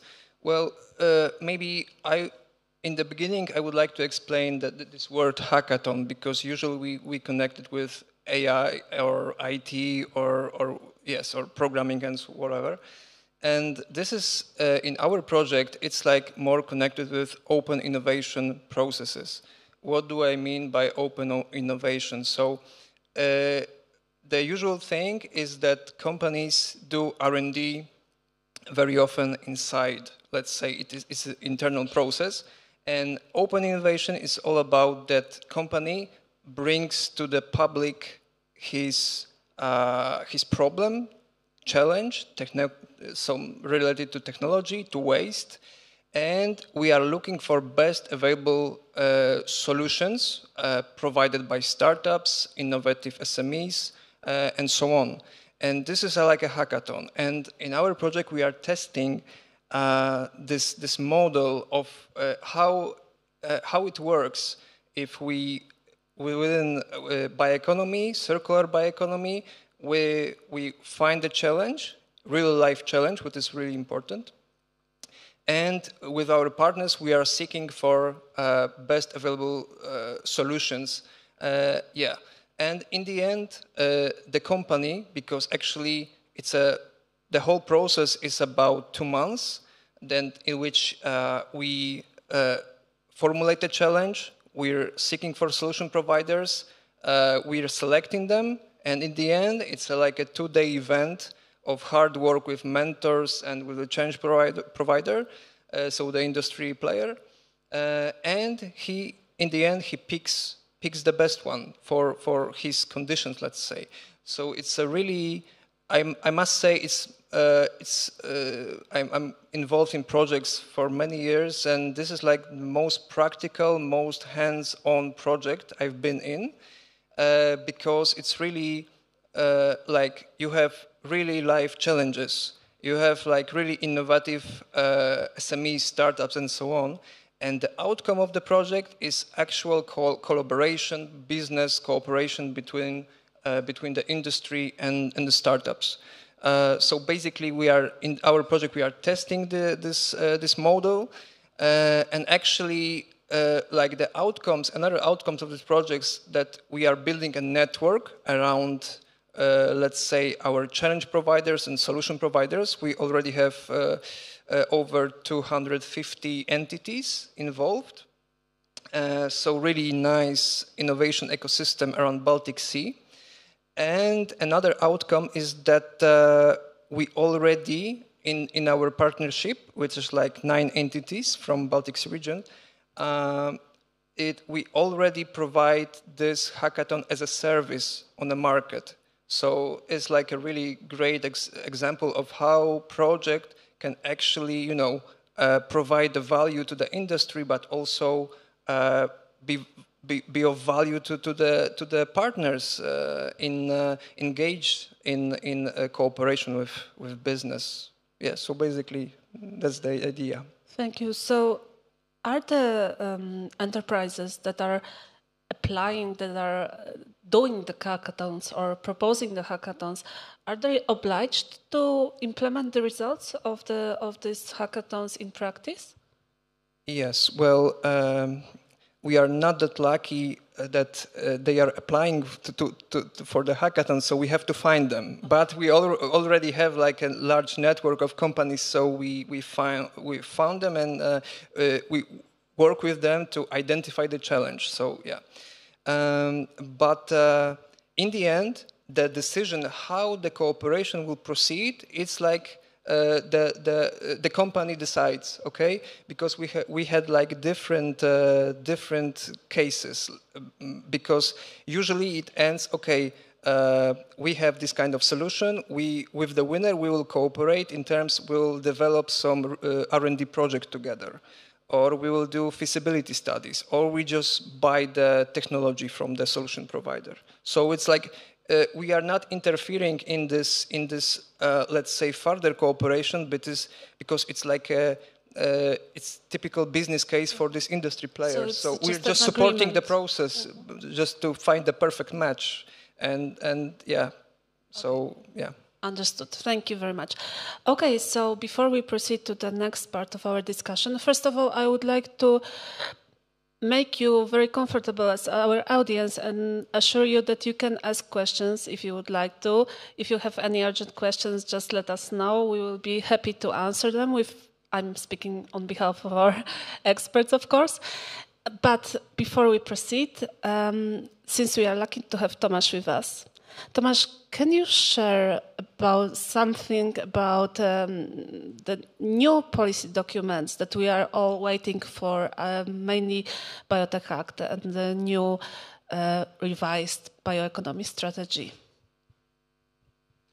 Yes, maybe just few words to comment. And indeed, it is very very nice that also the audience can be engaged, because maybe there are some questions in few minutes that are left before the lunch, because we are the last session.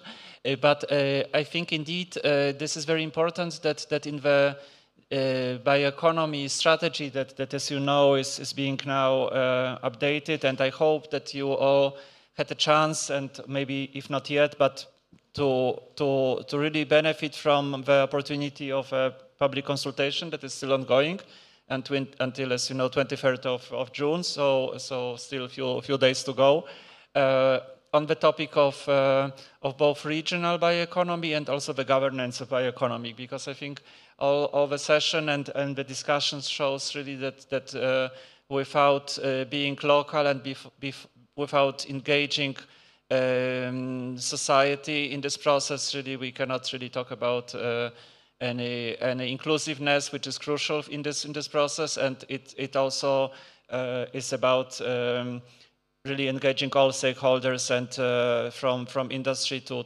farmers and consumers and citizens in the end. So it has to be an inclusive process, and in fact the bioeconomy strategy, in my opinion at least, should have this element very visible.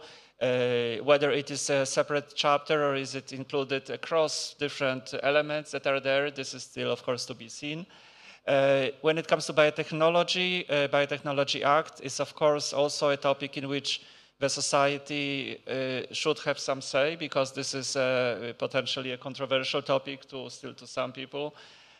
In Europe, we know that there were lots of discussions about, just to mention, genetically modified organisms, for instance. So, and it is also important to have this science-based approach, so that of course all the decisions should be based on evidence, and this is very, very important. Maybe just as a kind of benefiting the fact that I have a microphone with my hand, to advertise a conference that we will be organized in Brussels 23rd, 24th of June, so also coming very soon, on green transition, in which there is, for instance, a session about this evidence building, so counteracting fake narratives, for instance, in research, and of course biotechnology could be one of these topics. So just to say that there is, of course, we expect that also the projects that are funded, the EU-funded projects,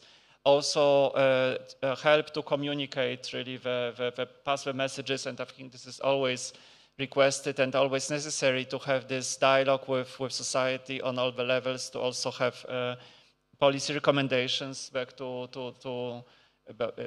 but of course it also helps if the projects come together with one message, because they should come as a strong force. So maybe this is for a moment. Thank you. Thank you. I forgot about life sciences strategy. Do you want to share something about life sciences strategy? It is coming up now very, very soon. So in next days to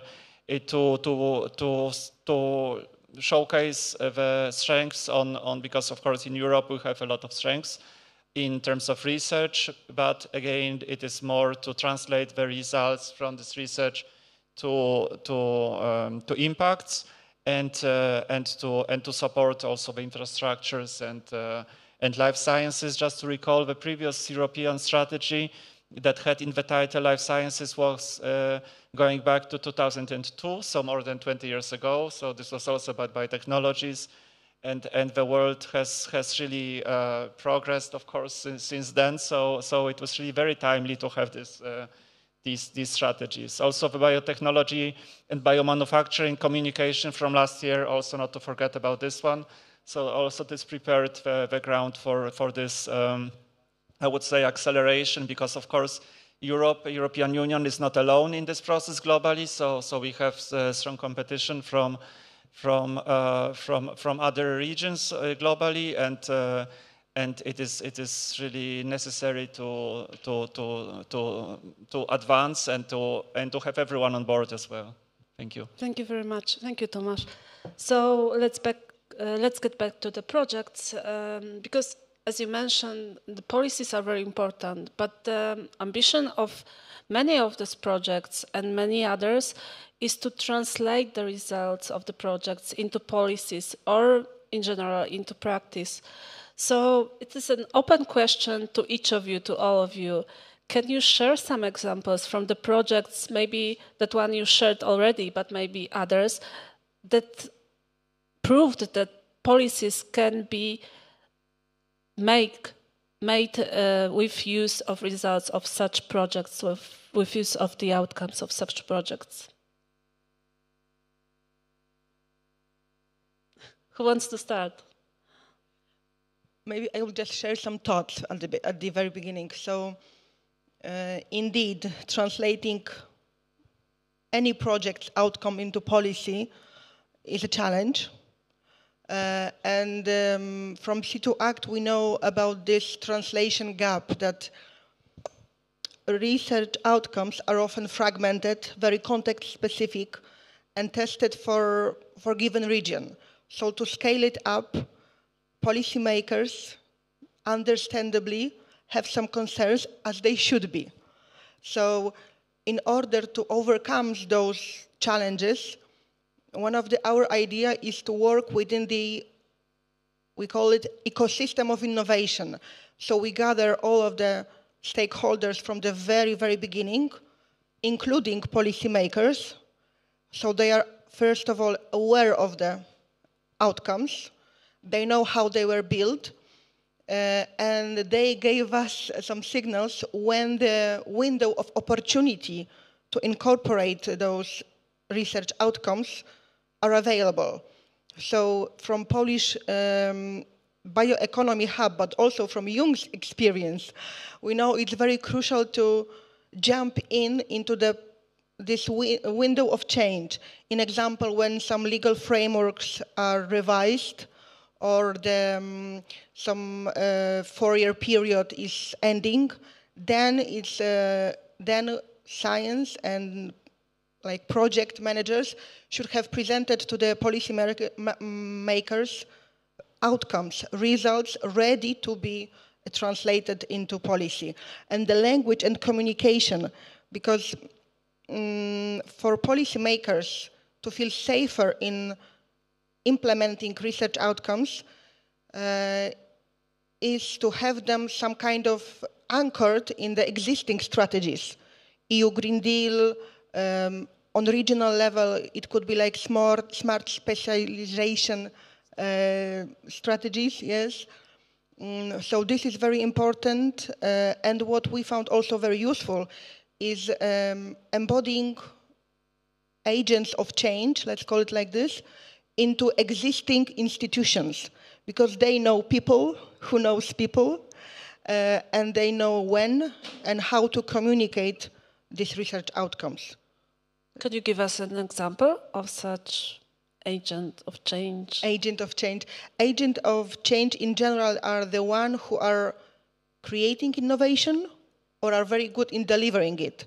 So we are hoping that this Polish bioeconomy hub could be one of those change agents.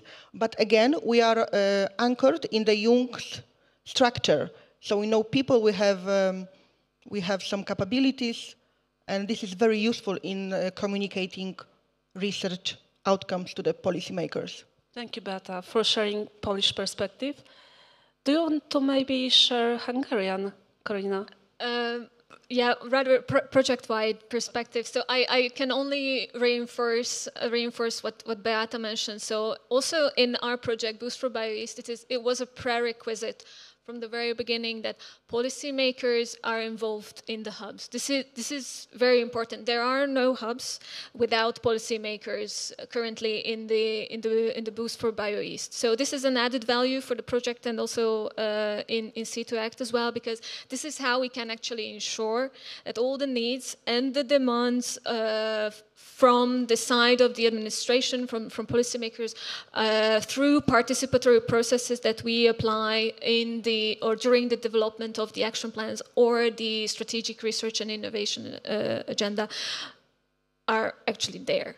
So that's very important. But there are also other tools, I think, that is in our hands. So, for example, in Boost for Bioeast, we've launched last year a knowledge platform, a Bioeast knowledge platform, which is an online tool where we store, gather, and make available continuously bioeconomy-related knowledge materials, from policy briefs to actually research results, reports, across the macro region, but also from the different projects as well. So from C2 Act to BioEco-Up, we already have materials there.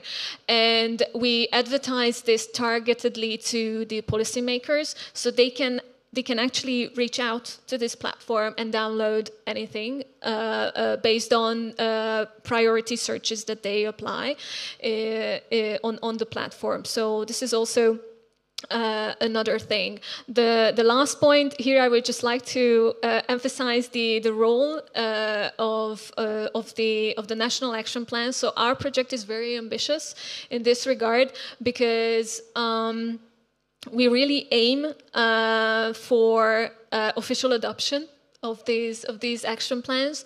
Of course, in a few countries across the macro region, there are already roadmaps and strategies in place.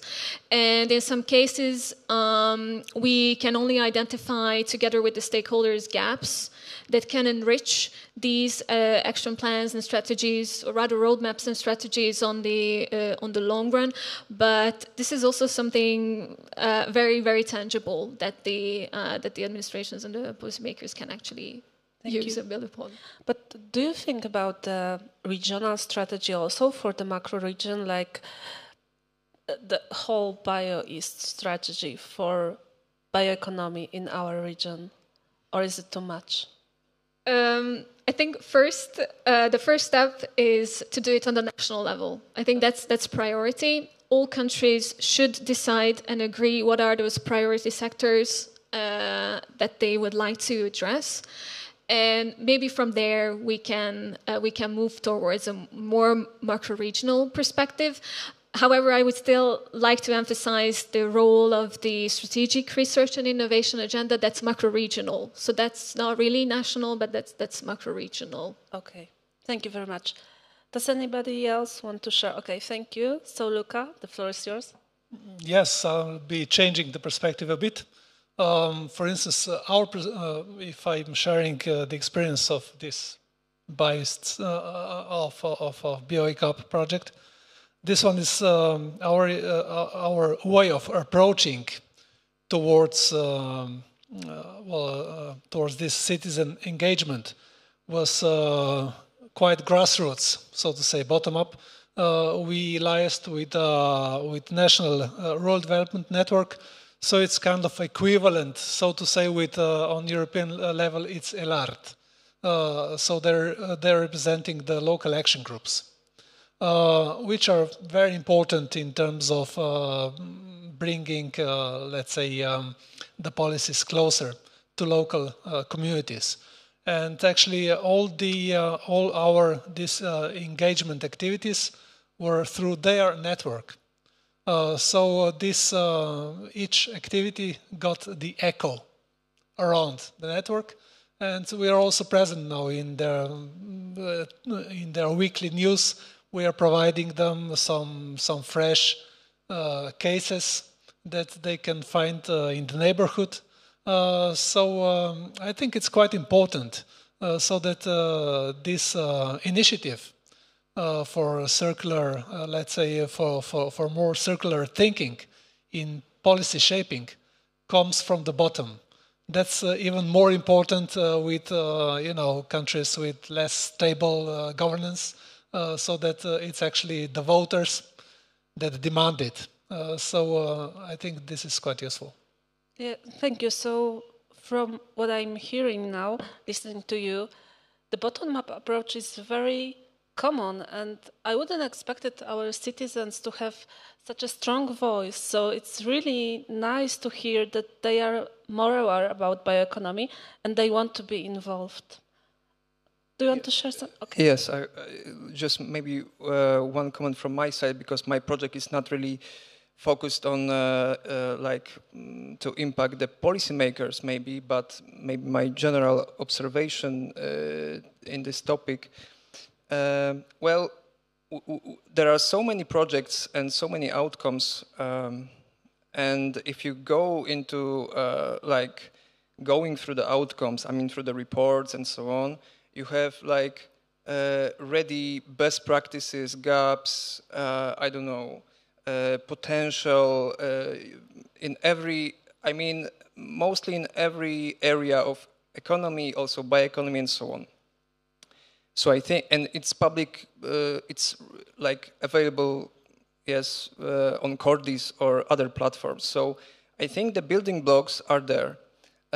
Translating it into some actionable, let's say, measures, actions, well, it's maybe, it might be difficult, but it's also straightforward.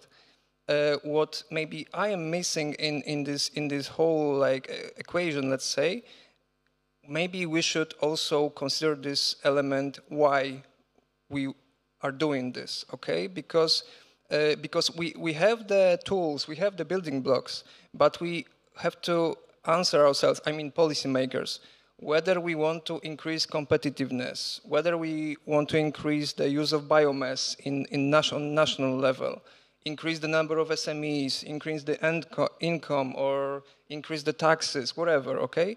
So I think the answering the why, so the vision, the strategy, and so on, is crucial at this point, because, like I say, the building blocks are already there or are developing at the moment. Yes, so that is why, because I'm engaged in Polish Bioeconomy Hub from the beginning, actually, and we are really in terms of bioeconomy, it's that is why we really need some roadmaps, strategies, because we need to know why we are because we have the potential, we have the energy, but we have to like direct this energy and focus on some areas. So that is why strategy for bioeconomy is really important. Thank you very much for mentioning this, because I think we all feel the same, taking into account, of course, the countries when there is no strategy at the moment. Okay, so if there is no questions from our audience, I cannot see anyone who wants to take the floor, then we can start the third round of questions. It will be an open question to all of you, so whoever wants to take the floor, please let me know. And the question is, because you have been involved in many projects, I suppose, so can you share some challenges and success factors or good practices that are coming from your very wide experience and from the projects you've been involved in? Can you tell us what are the factors that are mainly contributing to the success of such projects? It might be CSA, it might be research project. And what are the main challenges you have to face? Is there any volunteer who want to start? Luca? Yes, I can start, but I'll be very short then. Okay. We have 10 minutes left, so... No, I'll be even shorter. Minute. Among the success factors for me as a researcher were the biggest failures, I think, from which I've learned the most. Speaking, for instance, from perspective of coordinating, for instance, project application, it was, so those were experiences that I really invested the most, and people were relying on me, and then failing that is really very, how to say, learns you a lot. That would be my takeaway message. Failing, of course, is not pleasant. At the end of the day, when you survive and look back, you can learn a lot. Yeah. You need to go further and further. Carolina. Yeah, I'm going to share my experiences in other projects, but still sticking to this one. So this very much policy relevant Boost for Bioeast. So probably our biggest challenge, and it might contradict all the insights and experiences that were shared yesterday in the first day of the conference. So what we are seeing in Boost for Bioeast and in the development of these strategic and policy documents is that there is a huge interest and mobilization from the bottom up, from the various stakeholders on the national level across the bioeconomy, but there is lack of ownership from the ministry side. So I would definitely like to highlight this. So this has been going on for years now. So on mid and high level, there is lack of ownership, which affects, I think, the delay in developing these strategies, these key strategies and action plans. Hence the very existence of this project as well. So we are continuously facing this kind of limitation from that side in developing these policy documents. So we really feel that at some point there will be such a huge stakeholder fatigue and such a huge overwhelming feeling from the stakeholders that they are doing this in vain. That eventually, when an administration would actually adopt an action plan or would arrive to adopt an action plan, that will be a bit too late now to find ownership from the bottom up. And this is a huge challenge that we've been facing in this project, and we also feel that on the policy officer level, they are very much there. They are engaged. They are coming to the meetings, the workshops. They're there, but somewhere the communication and the prioritization stops at mid and high level, and this affects the funding of bioeconomy research and innovation, especially targeted funding, because we know that the money is there, just it is not distributed or prioritized in a way that would actually serve the bioeconomy innovations. And this varies across the country. So there are very good examples, for example, in the Baltic states, and I know there is targeted support in Poland, but it varies really across the macro region. So, yeah, funding, targeted funding, it's a huge problem.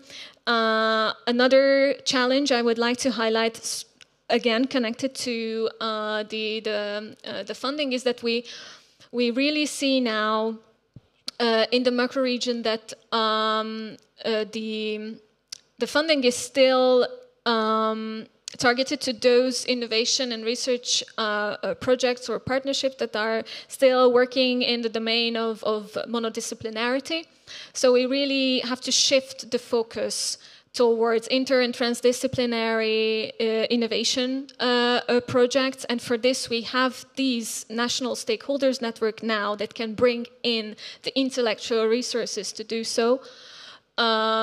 Because otherwise we will not be able to address the complex challenges that we face in the bioeconomy. Bioeconomy is intrinsically cross-sectoral, therefore our research support should also be complex and inter and transdisciplinary. Thank you, Karina. And I suppose that's why we need strategies. We need policy documents that would support and then can be translated into research programs, for example. Okay, Tomasz, would you like to share something with us? No, thank you very much for these comments. I would fully agree that indeed has always been a challenge to connect to policymakers. I think from projects I have personally seen as project officer of many projects that this was always very challenging in many cases. Still, it is important to try really to make an effort to pass a message. And I also liked a lot the point about the timing, because indeed this process of political cycles I think is very important. So indeed now, for instance, we are just at a really as it was surely explained yesterday, also a new political cycle with a new budgetary discussions, for instance. So this will be indeed very important not to lose this opportunity and to pass the message that indeed these bioeconomy developments, indeed cross-sectorial and engaging all actors, are not missed. So just to say that in fact now with priorities on competitiveness, on simplification, well, it is just to catch the let's say to connect to these policies in the end also. And we have seen this in the past also with a green transition. I mean, the Green Deal, for instance, that some policymakers and some actors thought that somehow bioeconomy is eclipsed by all these developments. So they were more behind, but it really was not the case, because they were always, bioeconomy was always, the concept was always behind this. So, and in fact, this can also connect to for instance, life sciences, to biotechnology being more visible. So it is a challenge to not to lose this dynamic, but I think it is very important to be connected. So yeah, this is what I can comment. Thank you. Thank you very much. And I'm afraid we need to finish our discussion here with this intervention, which is a really good overlapping conclusion. So thank you very much. Thank you to all our panelists for your insights, for sharing your perspectives, for being here with us, and for being very patient waiting for your session. And also to our audience, also for being very patient while waiting for your delicious lunch. And now, thank you very much. We are proceeding to the end of the conference, so I will pass the floor to Paweł again. Thank you. Big applause. That was a great session with the great words ending our conference. Really, that was like a cherry on the top. And I guess this is it from my side. Thank you again for your patience, for participation. And I will leave the floor to Justyna Cisikowska for the final words, but not only. And thank you. Justyna. Paweł, thank you so much. Please stay with us. Yes, dear guests, dear honorable guests. So on behalf of the Polish Ministry of Agriculture and Rural Development, on behalf of Polish Presidency, I would like to thank you to all participants for participating in the conference. The conference was organized in cooperation with European Commission, with the Standing Committee on Agriculture Research, and with the Bioeast initiative. The conference entitled Research, Innovation and Digitalization to Advance the Competitiveness of European Agriculture and Ensure Food Security. We are glad that you, dear guests, are here. Special thanks to the European Commission that co-organized this event with us. Thank you so much for this. Special thanks to the moderators, panelists, speakers for your active contribution and your participation in the conference, in the whole panels. Paweł, thank you so much for your host and for your master of the ceremony. Thank you so much for this.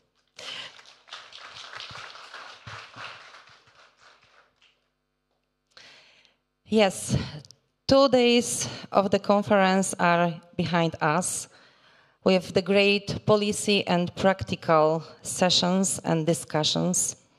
Before the conference, the SCAR plenary meeting and Bioeast State Secretary meeting took place. Thank you to all member states delegates for your participating during those meetings. I would like to underline that the conference encompassed more than 250 participants and more than 50 panelists. Thank you for this.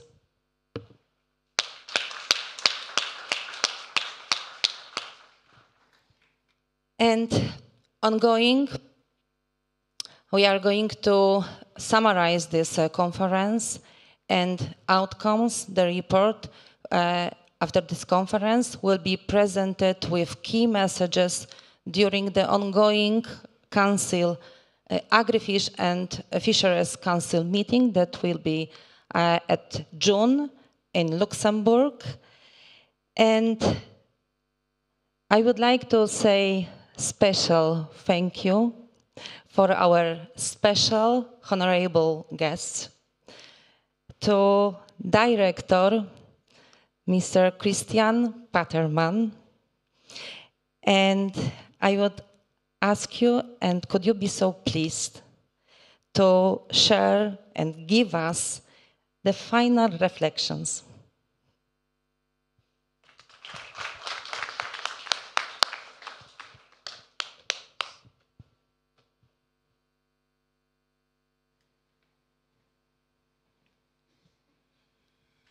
Well, first of all, le dernier carré, that's what the French would qualify you in the audience who have remained until the end. Thank you, Justyna, and thank you, Paweł. I'm not replacing the Commission. I'm not replacing my dear old friend John, plus all the other people from Bioeast, but you permit me that I share a very, very few remarks after this very, very interesting conferences, which brought many, many memories from my side here.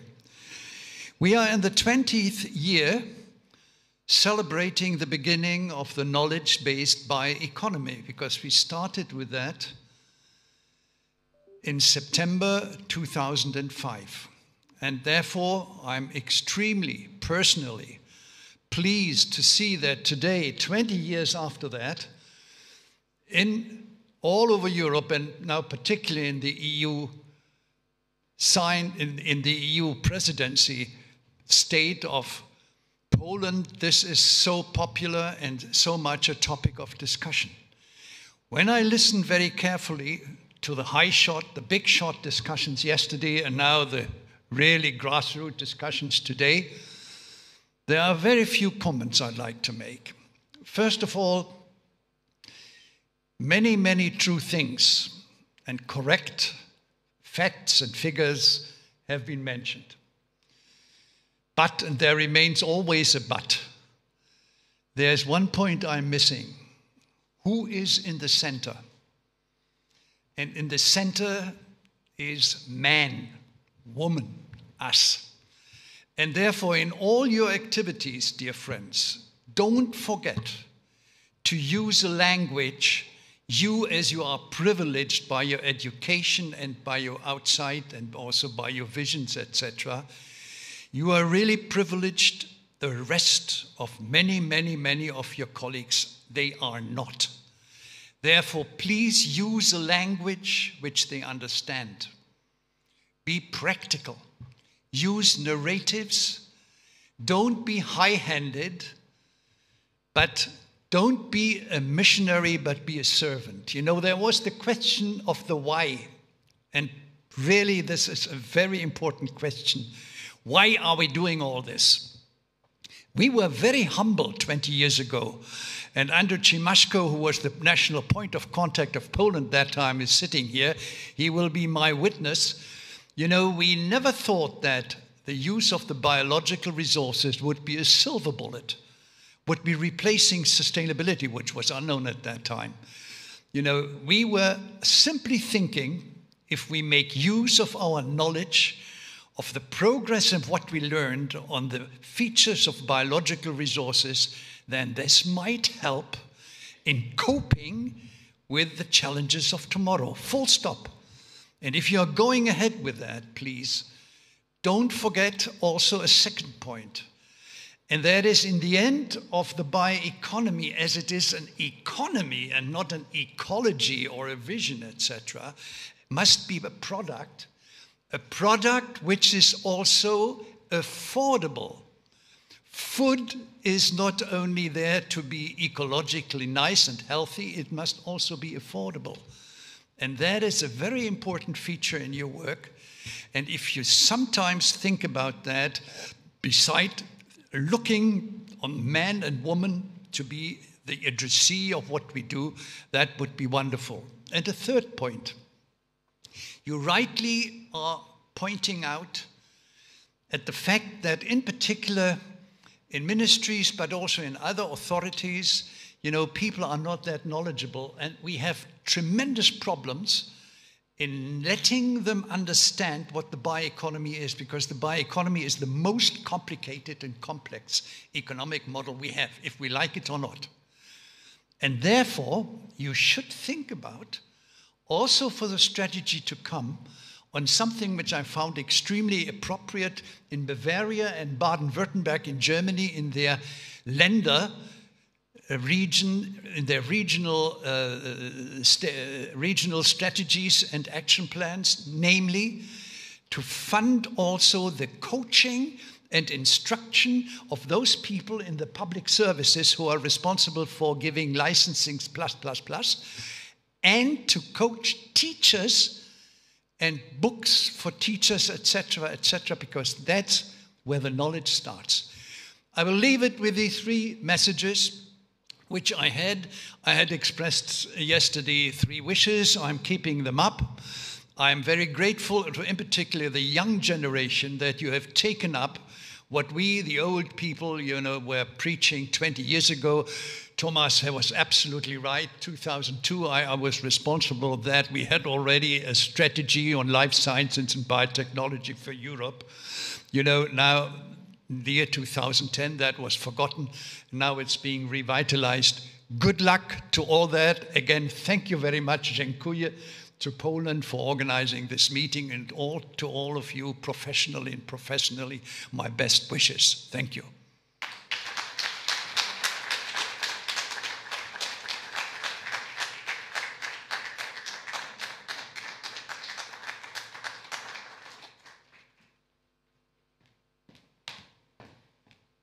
Thank you so much for this.